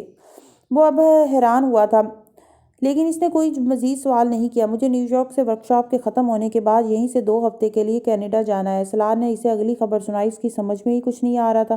کیا مطلب؟ جو کولیگ مونٹریال والی کانفرنس اٹینڈ کر رہا تھا اسے کوئی میڈیکل ایمرجنسی ہو گئی ہے۔ فوری طور پر مجھے کانفرنس میں جانے کے لیے کہا گیا ہے کیونکہ میرے پاس ویزا بھی ہے اور میں قریب بھی ہوں۔ وہ صدمے سے بول ہی نہیں سکی۔ 2 ہفتے اور باہر ٹھہرنے کا مطلب تھا کہ وہ عید کے 1 ہفتے کے بعد پاکستان واپس آتا۔ ہیلو۔ سلار نے اس کی لمبی خاموشی لائن پر اس کی موجودگی چیک کی۔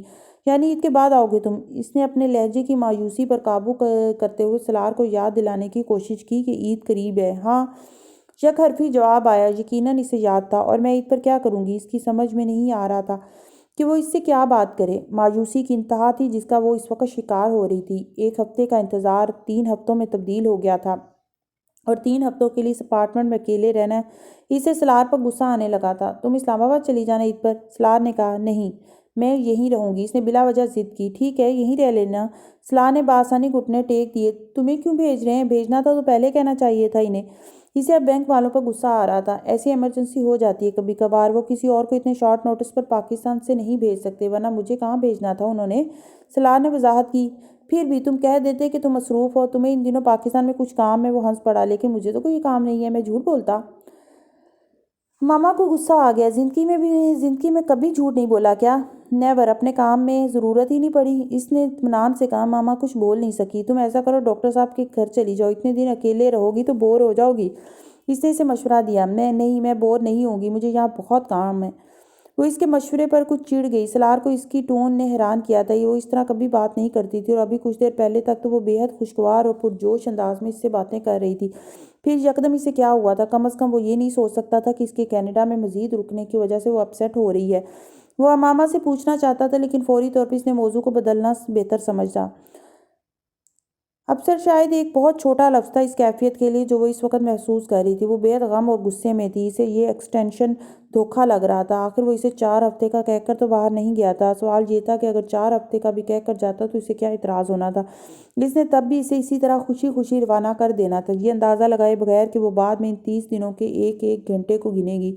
میں بھی اب اسے ای میل نہیں کروں گی، نہ ہی کال کروں گی، نہ ہی اسے پوچھوں گی کہ اسے کب آنا ہے اور کب نہیں۔ آتا ہے تو آئے، نہیں تو نہ صحیح، جہنم میں جائے، میرا ہی قصور ہے۔ بار بار اس سے نہ پوچھتی تو اس طرح نہ کرتا۔ اس رات بستر پر لیٹے ہوئے بے حد رنجیدگی کے عالم میں ان تمام چیزوں کی فہرست بناتی رہی جن میں اب اسے سلار کی نافرمانی کرنی تھی۔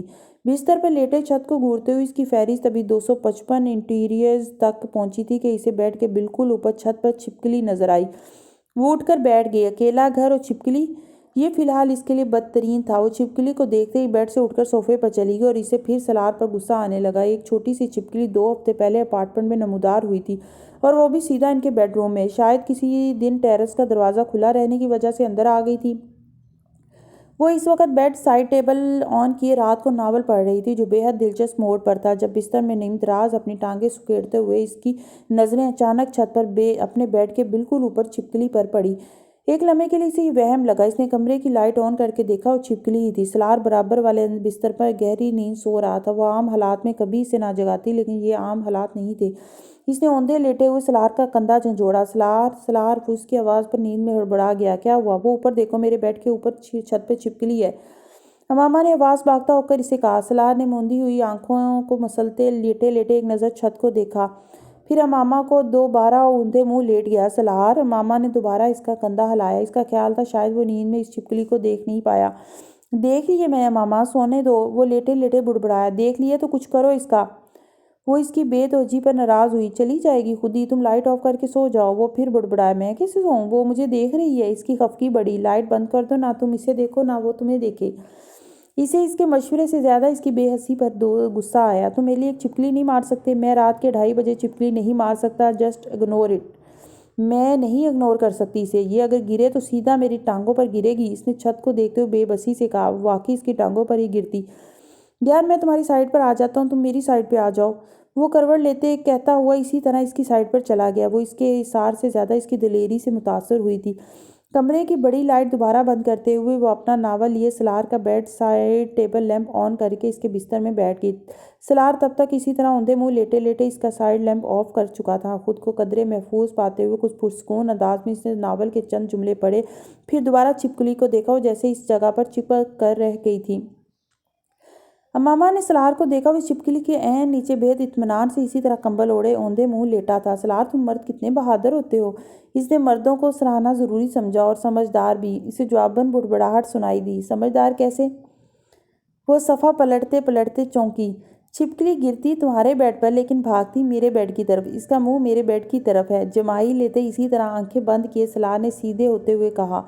امامہ نے سر اٹھا کر چھت کو دیکھا اور اگلے ہی لمحے وہ بیڈ سے باہر تھی۔ چھپکلی کا رخ واقعی سلار کے بیڈ کی طرف تھا۔ تم سارے مرد بے حد خود غرض ہوتے ہو اور ایک جیسے ہوتے ہو۔ وہ بیڈ روم سے باہر نکلتے ہوئے جتنی بلند آواز میں یہ اس سے کہہ سکتی تھی اس نے کہا۔ سلار نے بلاخر آنکھیں کھول دیں۔ وہ اسے تنگ کر رہا تھا، لیکن اب اسے اندازہ ہوا تھا تنگ کرنے کے لیے یہ موقع شاید غلط ہے۔ 10 منٹ کے بعد اسے چھپکلی کا صفایا کرنے کی اطلاع دے کر وہ اسے منا کر لاؤنج سے واپس لے گیا تھا۔ اس نے اگلے کئی دن یہ چھپکلی نہیں دیکھی تھی اور آج یہ چھپکلی پھر نظر آ گئی۔ یقیناً اس نے جھوٹ بولا تھا۔ اس نے اس کو چھپکلی کو مارا نہیں تھا۔ وہ امکانہ بات اس وقت اس کے لیے ایک اور پوائنٹ ہو گیا تھا۔ اگلے دن فون پر اس نے سلار کو اس چھپکلی کے دوبارہ نمودار ہونے کے بارے میں بتایا۔ تم نے مجھ سے جھوٹ بولا کہ تم نے اسے مار دیا تھا۔ اس نے چھوٹتے ہی سلار سے کہا۔ میں نے اسے واقعی مار دیا تھا، یہ کوئی اور چھپکلی ہوگی۔ سلار نے لاپرواہی سے کہا۔ نہیں، یہ وہی چھپکلی تھی۔ تم نے اگر اسے مارا ہوتا تو تم مجھے دکھاتے۔ وہ اپنی بات پر مصر تھی۔ سلار کا سر گھوم کر رہ گیا۔ وہ امامہ سے اس سے زیادہ امکانہ گفتگو کی توقع نہیں رکھ سکتا تھا۔ تم اگر کہتی تو میں تمہیں وہ مری ہوئی چھپکلی بھی دکھا دیتا۔ اس نے تحمل کا مظاہرہ کرنے کی کوشش کی تھی۔ نہیں، یہ وہی تھی، میں اسے پہچانتی ہوں۔ اگر یہ وہی تھی تو اتنے دن سے کہاں تھی؟ اس نے ایک لاجیکل چیز پر لاجک دینے کی کوشش کی۔ جہاں بھی تھی مجھے نہیں پتا، لیکن تم یہی چاہتے تھے کہ میں پریشان ہوں۔ سلار نے بے اختیار گہرا سانس لیا۔ وہ اس الزام کے جواب میں کیا کہتا؟ ماما کو کچھ ہوا تھا، لیکن کیا ہوا تھا یہ اسے سمجھ میں نہیں آ رہا تھا۔ تمہیں پتہ ہے مجھے چھپکلی سے ڈر لگتا ہے، لیکن تم پھر بھی اسے یہاں چھوڑ کر گئے کیونکہ تمہیں احساس نہیں ہے تم مجھے پریشان دیکھ کر خوش ہوتے ہو۔ تمہارے لیے ہر چیز مذاق ہے۔ اس کی کسی بات کا کوئی سر پیر نہیں تھا۔ کم از کم سلار نہیں ڈھونڈ سکا، لیکن وہ اس کی گفتگو سنتا رہا۔ تم ہمیشہ میرے ساتھ اسی طرح کرتے ہو، اور مجھے پتہ ہے تم نے ہمیشہ اسی طرح کرنا ہے، کیونکہ تمہارے لیے صرف تمہاری اپنی اہمیت ہے اور میں تمہارے گھر کی نوکرانی ہوں یا ہاؤس کیپر۔ تم جہاں مرضی پھرو، لیکن میں ہمیشہ گھر پر رہوں جیسے غلام رہتے ہیں۔ میں سارا دن کام کروں اور تم میرے لیے ایک چھپکلی نہیں مار سکتے۔ وہ اس بے ربط گفتگو کے اختتام میں ہچکیوں سے رو رہی تھی۔ ساری گفتگو میں ایشو کیا تھا؟ چھپکلی کا نہ مارا جانا، اس کی خود غرضی، اس کا گھر پر نہ ہونا، یا گھر کے وہ کام جو اسے کرنے پڑ رہے تھے۔ وہ سمجھ نہیں سکا۔ وہ اس اے سے زیڈ تک جانے والی گفتگو نہیں تھی، ایکس سے 3 تک جانے والی گفتگو تھی۔ جس کو سمجھنے کے لیے جس فارمولے کی ضرورت تھی وہ فی الحال سلار کو سمجھ نہیں آ رہا تھا۔ اگلے 5 منٹ وہ بے حد تحمل سے اس کی ہچکیوں کے تھمنے کا انتظار کرتا رہا، اور پھر جب بالآخر طوفان کچھ تھما تو اس نے کہا، آئی ایم سوری، میرا قصور ہے۔ میں فرقان سے کہتا ہوں ملازم کو بھیجے، وہ چھپکلی کو مار دے گا۔ فی الحال معذرت کے سوا اسے اس صورتحال سے نمٹنے کا کوئی اور راستہ نظر نہیں آیا۔ نہیں، اب میں چھپکلی کے ساتھ رہوں گی تاکہ تمہیں پتہ چلے، اس نے ناک رگڑتے ہوئے اسے کہا۔ سلار کو بے اختیار ہنسی آ گئی۔ اس نے کھانس کر اس ہنسی پر قابو پایا۔ وہ جلتی پر تیل نہیں ڈالنا چاہتا تھا۔ ماما کا مسئلہ کیا تھا وہ اسے سمجھ نہیں پا رہا تھا، لیکن وہ حیران تھا کہ اگر یہ موڈ سوئنگز تھے تو یہ بدترین قسم کے تھے، اور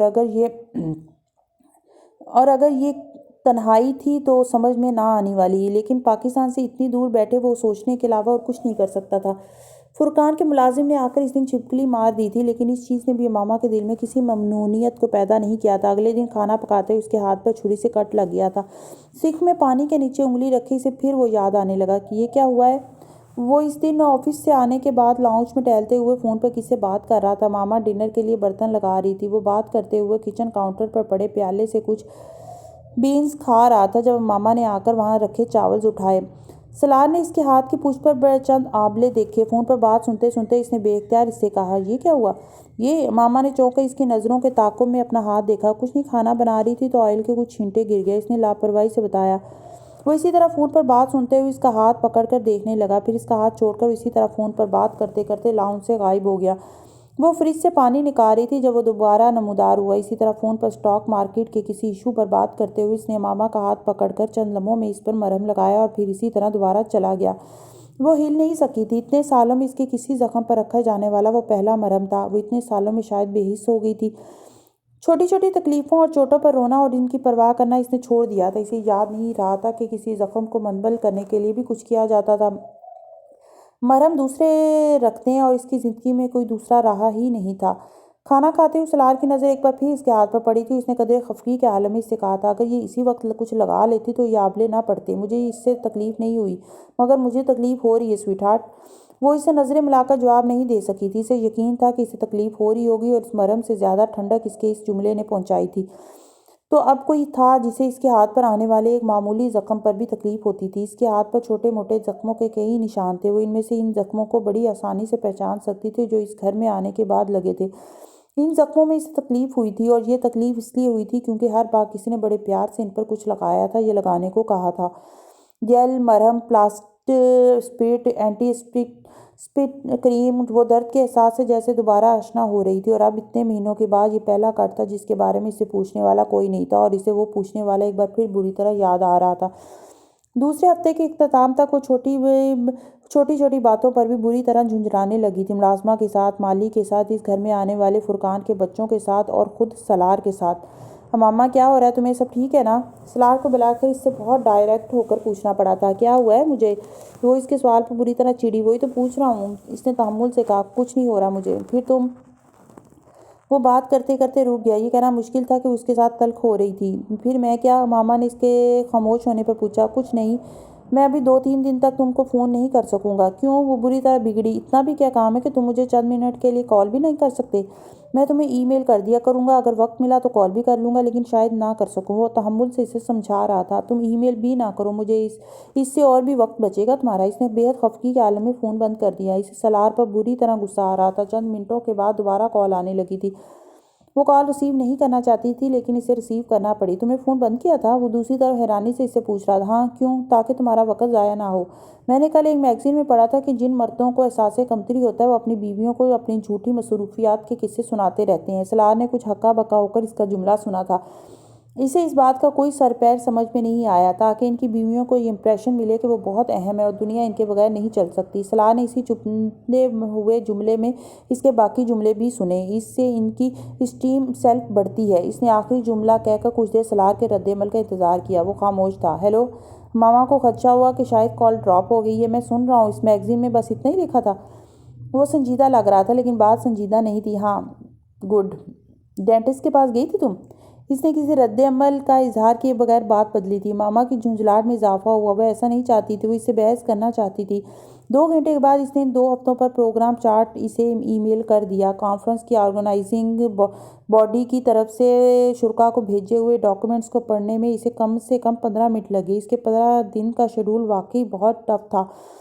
ये ईमेल इसे इसके किस जुमले की वजह से की गई थी वो अंदाज़ा कर सकती थी, लेकिन इसके बावजूद इसने जवाबी ईमेल में इस शेड्यूल के बारे में एक लफ्ज़ कहा, ना ही अपनी शर्मिंदगी का इजहार किया। तुमने फुरकान के घर डिनर पर जाना क्यों छोड़ दिया?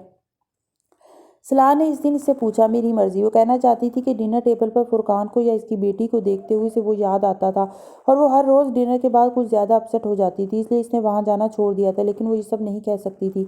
मैं जानता हूँ तुम बहुत बहादुर हो, अकेले रह सकती हो, तो डिनर करना भी तुम्हारे बाएं हाथ का खेल है। फिर भी इनके घर चली जाती तो कोई एक्टिविटी होती तुम्हारे पास इन बेकार नॉवेल्स को पढ़ने के अलावा। तुम्हें क्या परवाह? इसने सलार के जुमले पर जुज़बुज़ होकर कहा था। मुझे तुम्हारी परवाह है। ये डेढ़ ईंट की मस्जिद बनाकर बैठना छोड़ दो। वो संजीदा था। तुमने मुझे नसीहतें करने के लिए फ़ोन किया है? वो झुंझलाई। हाँ, तो करते रहो, तुम पर कोई असर नहीं होगा, यही कहना चाहती हो तुम? तुम बाहर जाकर मुझसे मिसबिहेव करने लगे हो क्या? सलार को लगा इसे सुनने में कुछ गलती हुई है। मैं बार बार नहीं दोहरा सकती अपनी बात, इसने सर्द महरी से कहा। मैं मिसबिहेव कर रहा हूँ तुम्हारे साथ? इसने बेयकीनी से इससे पूछा। हाँ, जवाबन वो बिल्कुल दो टोक था। सलार ने बेख्तियार गहरा सांस लिया। मैं अगर तुम्हें कोई अक्ल की बात समझाता हूँ तो मैं मिसबिहेव करता हूँ तुम्हारे साथ। अब तुम ये कहना चाह रहे हो कि मैं बेवकूफ़ हूँ? सलार का दिमाग घूम कर रह गया। मैंने कब कहा तुम बेवकूफ़ हो? अब तुम मुझको झूठा कह रहे हो? वो बेबसी से हंस पड़ा। क्या हुआ है तुम्हें मामा? अब तुम कह दो मेरा दिमाग ख़राब हो गया है। पानी पियो। क्यों पीऊँ? अच्छा मत पियो। मौसम कैसा है बाहर का? वह मौजू बदलने की कोशिश कर रहा था मगर वो मामा के रद्द अमल पर बुरी तरह हैरान था। ماما کوئی پریشانی ہے تمہیں؟ وہ اگلے دن نوشین کے ساتھ اس کے کہنے پر فورٹریس آئی تھی۔ جب ساتھ چلتے چلتے نوشین نے اچانک اس سے پوچھا، وہ بری طرح چونکی، پھر اس نے مسکرانے کی کوشش کی۔ نہیں تو کیوں؟ پھر اس طرح گمسم کیوں ہو؟ نوشین کے لہجے میں تشویش تھی۔ نہیں، میں کچھ سوچ رہی تھی۔ سلار کے ساتھ تو بات ہوتی ہے تمہاری؟ کوئی جھگڑا تو نہیں ہے؟ نہیں تو روز بات ہوتی ہے۔ اس نے بے اختیار مسکرانے کی کوشش کے ساتھ ہی ڈسپلے پر لگے ایک سوٹ کی طرف نوشین کو متوجہ کیا۔ اسے یہ کیسے بتاتی کہ یہاں اس کے ساتھ پھرتے ہوئے اسے سلار بری طرح یاد آ رہا ہے۔ 2 ہفتے میں 2 یا 3 بار اس کے ساتھ وہاں آ کر کافی یا چائے پیتے ہوئے اسی طرح ونڈو شاپنگ کرتے تھے جس طرح آپ وہاں سے گزرتے ہوئے کچھ دوسرے جوڑے کر رہے تھے۔ وہ اسے کیسے نہ یاد آتا؟ میگزین میں آج تم نے کچھ نہیں پڑھا ان مردوں کے بارے میں جو احساس کمتری کا شکار ہوتے ہیں اور اپنی بیویوں کو متاثر کرنے کی کوشش کرتے ہیں؟ سلار نے اگلے دن فون پر اس سے بات کرتے ہوئے اسے چھیڑا۔ ماما کا موڈ بری طرح آف ہوا۔ تم کیا کہنا چاہ رہے ہو کہ ایسے مرد نہیں ہوتے؟ میں نے فضول بات کی ہے۔ میں مذاق کر رہا تھا ماما۔ وہ کچھ محتاط ہوا۔ ایک سنجیدہ بات کو مذاق میں لے رہے تھے تم؟ کون سی سنجیدہ بات؟ ماما تم آج کل کون سی میگزین پڑھ رہی ہو؟ وہ کہے بغیر نہیں رہ سکا۔ تم اس سے کیا وہ مزید بگڑی؟ اگر تم مجھے اسی طرح کے اسٹوپڈ باتیں سناؤ گی تو میں پوچھوں گا تو صحیح۔ وہ نہ چاہتے ہوئے بھی اس کے ساتھ بحث کرنے لگا تھا۔ اب تقریباً ہر روز یہی کچھ ہو رہا تھا۔ پچھلے 4 دن سے فون کال کے اختتام پہ اسے معذرت کر کے فون بند کرنا پڑ رہا تھا۔ یہ بھی صرف اس لیے تھا کیونکہ وہ وہاں اپنی عدم موجودگی میں اس سے کوئی جھگڑا کر کے فون بند نہیں کرنا چاہتا تھا۔ خود اس کے لیے بہت مشکل کا باعث ہوتا، لیکن اس کی سمجھ میں نہیں آ رہا تھا کہ ماما کو کیا ہوا ہے۔ وہ ناراض پہلے بھی ہوتی تھی مگر اس طرح کی باتوں پر کبھی نہیں۔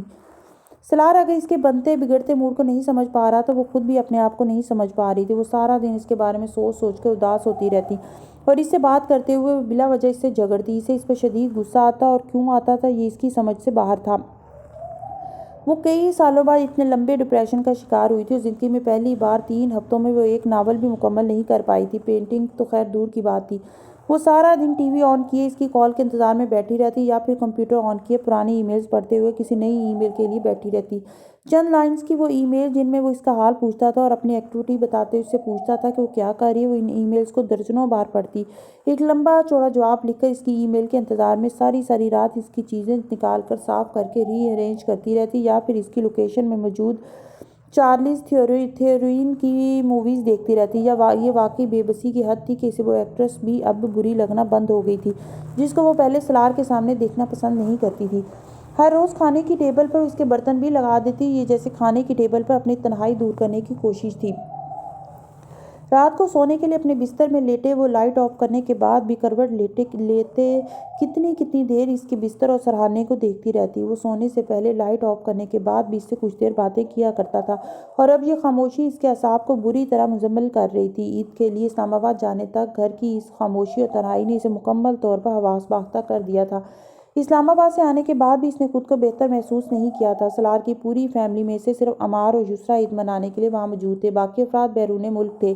پچھلی عید جیسی رونق اس بار وہاں نہیں تھی۔ سلار نے طیبہ کو اس کی عید کی شاپنگ کروانے کے لیے کہا تھا۔ وہ بڑے بجھے دل کے ساتھ ان کے ساتھ چلی گئی تھی، لیکن پچھلی عید جیسا اشتیاق اس بار اسے کپڑوں کے لیے نہیں تھا۔ اسلام آباد آ کر یہ پہلی بار ہوا تھا کہ اس نے گیسٹ روم کی کھڑکی سے لگ کر اپنے گھر والوں میں سے کسی کے نظر آنے کا انتظار بھی نہیں کیا تھا۔ عید کی صبح پہلے کی طرح اس بار بھی وہ سلار کی کال پر ہی اٹھی تھی۔ وہ مونٹریال میں اپنا سیشن ختم کر کے کچھ دیر پہلے ہوٹل آیا تھا۔ کون سے کپڑے پہن رہی ہو تم آج؟ اس نے مبارکباد دینے کے بعد اسے پوچھا۔ تمہیں بتانے کا فائدہ؟ اس نے بیڈ کے کراؤن کے ساتھ پشت ٹکاتے ہوئے کہا۔ میں تصور کرنا چاہوں گا کہ تم کیسی لگ رہی ہو۔ میرے سامنے تم نے کبھی میرے کپڑوں کو غور سے دیکھا تک نہیں۔ اب وہاں بیٹھ کر کیا کرو گے؟ ماما ہم کم از کم آج آرگیو نہیں کریں گے، سلار نے مداخلت کرتے ہوئے جیسے پیشگی جنگ بندی کا اعلان کیا۔ تمہیں کیا چاہیے آج؟ فلاورز اور کیک تو ممی سے میں نے کہا ہے۔ تمہارے لیے کچھ اور چاہیے؟ نہیں، وہ بے حد اداس تھی۔ مجھے مس تو نہیں کر رہی تم؟ سلار نے مذاق کیا تھا لیکن اس نے جیسے اس کی دکھتی رگ پر ہاتھ رکھ دیا تھا۔ اس کے آنکھوں میں آنسوؤں کا سیلاب ابھر آیا تھا۔ اس نے اپنی آستین کے ساتھ آنکھوں کو رگڑ کر صاف کرنے کی کوشش کی تھی اور اس کی خاموشی پر غور کیے بغیر بات کر رہا تھا۔ کینیڈا میں عید پہلے ہی ہو چکی تھی اور وہ عید کے دن بھی کانفرنس اٹینڈ کر رہا تھا۔ وہ زندگی میں کئی عیدیں اسی طرح گزار چکا تھا۔ پچھلی عید اسے کم از کم اس عید والے دن اپنی مصروفیات کی وجہ سے یاد نہیں آ سکی تھی، لیکن پچھلی عید ماما کو پچھلے 2 دن سے تنگ کر رہی تھی۔ کب کی فلائٹ ہے تمہاری؟ اس نے کوشش کی تھی کہ اس کی آواز بات کرتے ہوئے نہ بھرائے۔ یہ احمقانہ چیز تھی، باقی چیزوں پر رونا ٹھیک تھا، لیکن کم از کم وہ اس کے سامنے اس کے نہ ہونے کے لیے نہیں رو سکتی تھی۔ وہ بڑی شرمندگی محسوس کرتی اگر وہ یہ جان جاتا کہ وہ اب اسے فلائٹ کا بتا رہا تھا۔ تم نے مجھے کپڑوں کا کلر نہیں بتایا۔ سلار کو بات کرتے کرتے یاد آیا، تم نے ممی کے ساتھ جا کر کپڑے لیے تھے؟ ہاں لیے ہیں میں نے۔ جو آج پہنوں گی وہ ہیزل گرین ہے۔ Hazel green. وہ بے اختیار اٹکا۔ وہ تو آنکھیں ہوتی ہیں، آنکھوں کا کلر ہوتا ہے ہمیشہ کی طرح، اس نے تصحیح کی۔ اوہ، آج میں جینیفر کی آنکھوں کو غور سے دیکھوں گا۔ اس نے ڈنر پر اپنی کسی ساتھی کا نام لیا۔ کیوں؟ اس کی آنکھوں میں مجھے اپنی وائف کے کپڑوں کا کلر نظر آئے گا۔ وہ سنجیدہ تھا۔ وہ بے اختیار ہنس پڑی۔ ماما، جب سے میں یہاں آیا تم آج پہلی بار ہنسی ہو۔ سلار نے اس کی ہنسی کو نوٹس کیا تھا۔ اور شادی کے بعد اتنے مہینوں میں یہ پہلا کلر ہے جس سے تم نے آئیڈینٹیفائی کیا تھا، اور وہ بھی کسی عورت کی آنکھوں کی وجہ سے۔ تم جیلس ہو رہی ہو؟ وہ پھر ہنس پڑا۔ ہاں، اب میں بس یہی تو کام رہ گیا میرے کرنے کے لیے، اس نے مذاق اڑانے والے انداز میں کہا۔ یعنی نہیں ہو رہی یا نہیں ہو سکتی؟ وہ پوچھ رہا تھا اور وہ جواب نہ دے سکی۔ اس کی خاموشی پر وہ ہنسا تھا۔ اس میں ہنسنے کی کون سی بات ہے؟ وہ کچھ جذبس ہوئی تھی۔ اپنی خوش فہمی پر ہنسا ہوں۔ تم کم از کم کسی عورت سے میرے لیے تو جیلس نہیں ہو سکتی۔ وہ اسے تنگ کر رہا تھا اور وہ جانتی تھی اس کا اشارہ رمشا کی طرف تھا۔ تو مجھے صرف یہ بتاؤ کہ کب آ رہے ہو؟ اس نے بات بدلنا بہتر سمجھا تھا اور وہی گھسا پٹا سوال کیا جو وہ اس سے کرتی آ رہی تھی۔ وہ عید سے دوسرے دن رات کی فلائٹ سے واپس لاہور آ گئی، کیونکہ اگلی رات 8 بجے کی فلائٹ سے وہ واپس آ رہا تھا، اور وہ زودرنجی اور حساسیت جو پچھلے 4 ہفتوں سے اسے ناخوش رکھے ہوئے تھی وہ یکدم جیسے کہیں غائب ہو گئی تھی۔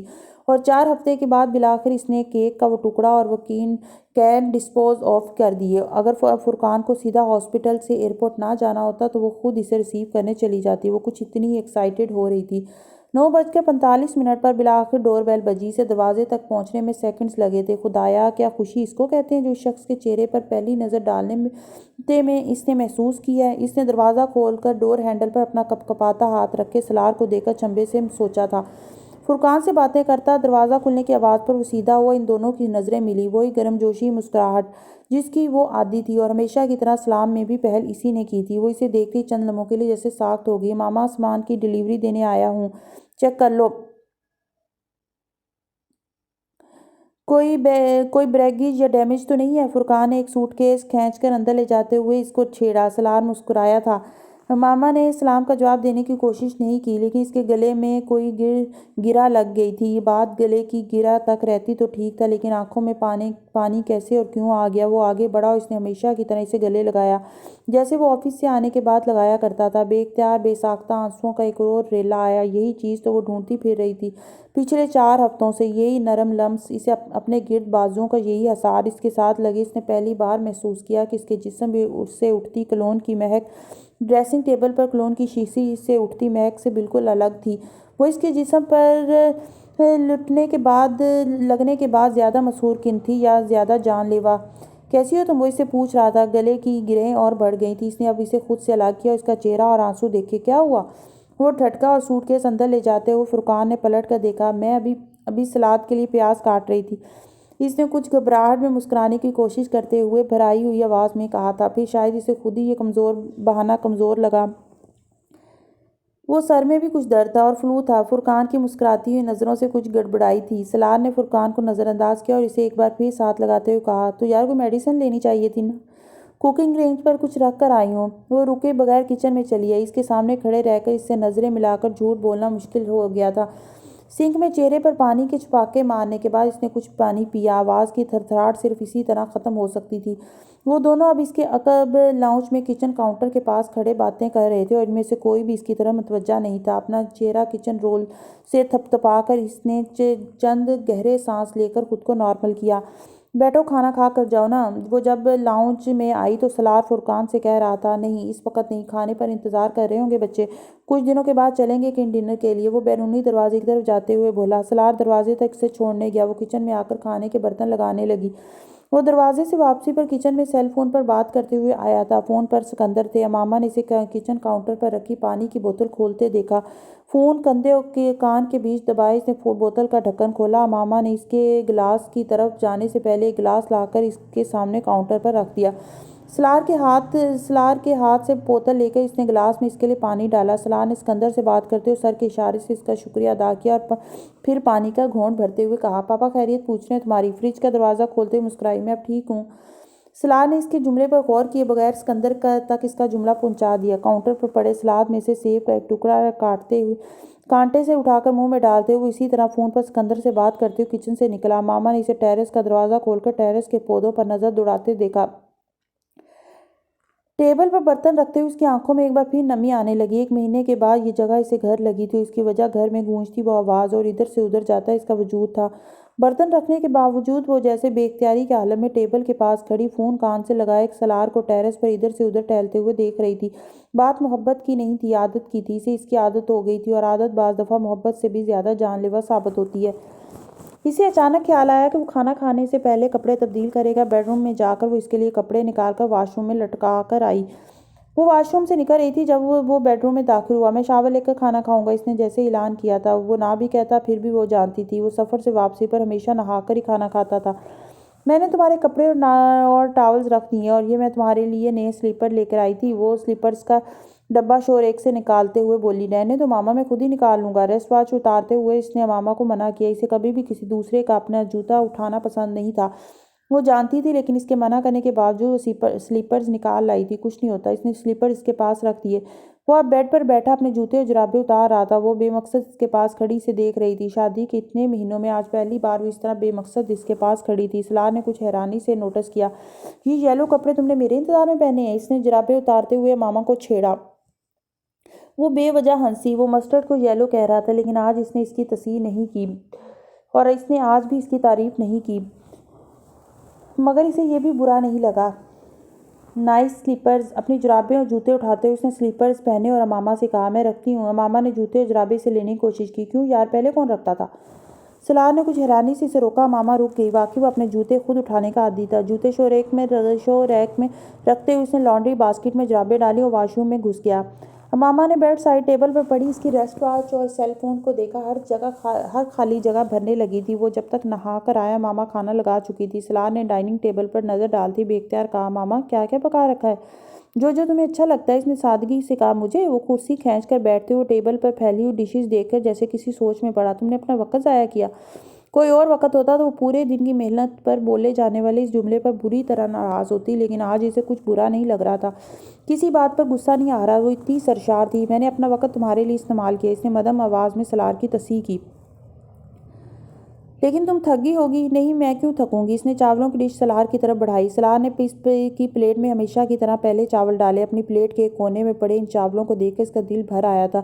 تو اتنے دنوں سے یہ ایک چیز تھی جو وہ مس کر رہی تھی کھانے پر، اور یہ ایک چیز نہیں تھی۔ وہ اب اپنی پلیٹ میں چاول ڈال رہا تھا۔ 1 مہینے کے بعد وہ اس کے اتنے قریب بیٹھی تھی، کھانا سرو کرتے اس کے ہاتھ دیکھ رہی تھی۔ سفید شرٹ کے آستین نے موڑے اس کے ہاتھوں پر ہمیشہ کی طرح اسے اپنی طرف متوجہ کیا تھا۔ اس کا دل بے اختیار اس کے ہاتھ چھونے کو چاہا۔ اس نے بامشکل نظر ہٹائی، خود کو سنبھالنے کی کوشش کی۔ اس کے لیے یہ ایک مشکل ہو رہی تھی کہ وہ اس کے قریب ہو اور وہ صرف کھانے کی طرف متوجہ رہے۔ پینٹنگ مکمل ہوگی تمہاری؟ وہ کھانا شروع کرتے ہوئے اسے پوچھ رہا تھا۔ ماما نے چونک کر ٹیبل پر پڑا کانٹا اور چمچ اٹھایا۔ کون سی پینٹنگز؟ اس نے بے خیالی میں کہا۔ وہ ٹھٹکا۔ تم بنا رہی تھی نا کچھ؟ اس نے یاد دلایا۔ یہ بھی لو۔ جواب دینے کی بجائے اس نے ایک اور ڈش اس کی طرف بڑھائی۔ ڈر تو نہیں لگا تمہیں یہاں اکیلے رہتے ہوئے؟ سالار نے اس سے پوچھا۔ کھانا اچھا ہے؟ ماما نے ایک بار پھر جواب گول کیا۔ وہ مزید جھوٹ نہیں بول سکتی تھی، بالکل ویسے ہی جیسے وہ سچ نہیں بول سکتی تھی۔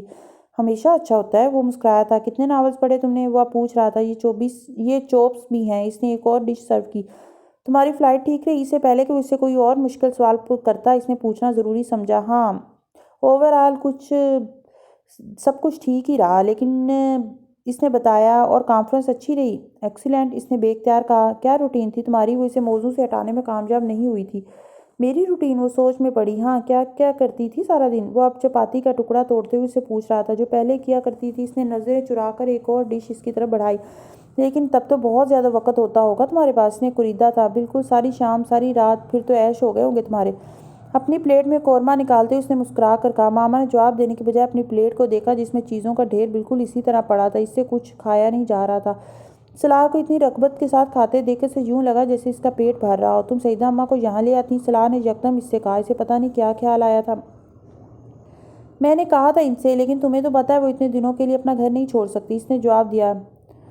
سالار نے کھانا کھاتے ہوئے بے اختیار ایک نوالہ اس کی طرف بڑھایا۔ وہ آخری لقمہ ہمیشہ ایسے ہی کھلاتا تھا۔ ایک لمحے کے لیے وہ ٹھٹکی، پھر اس نے لقمہ منہ میں لے لیا، لیکن وہ اسے چبا نہیں سکی۔ وہ لقمہ جیسے آخری حد ثابت ہوا۔ بے اختیار رو پڑی۔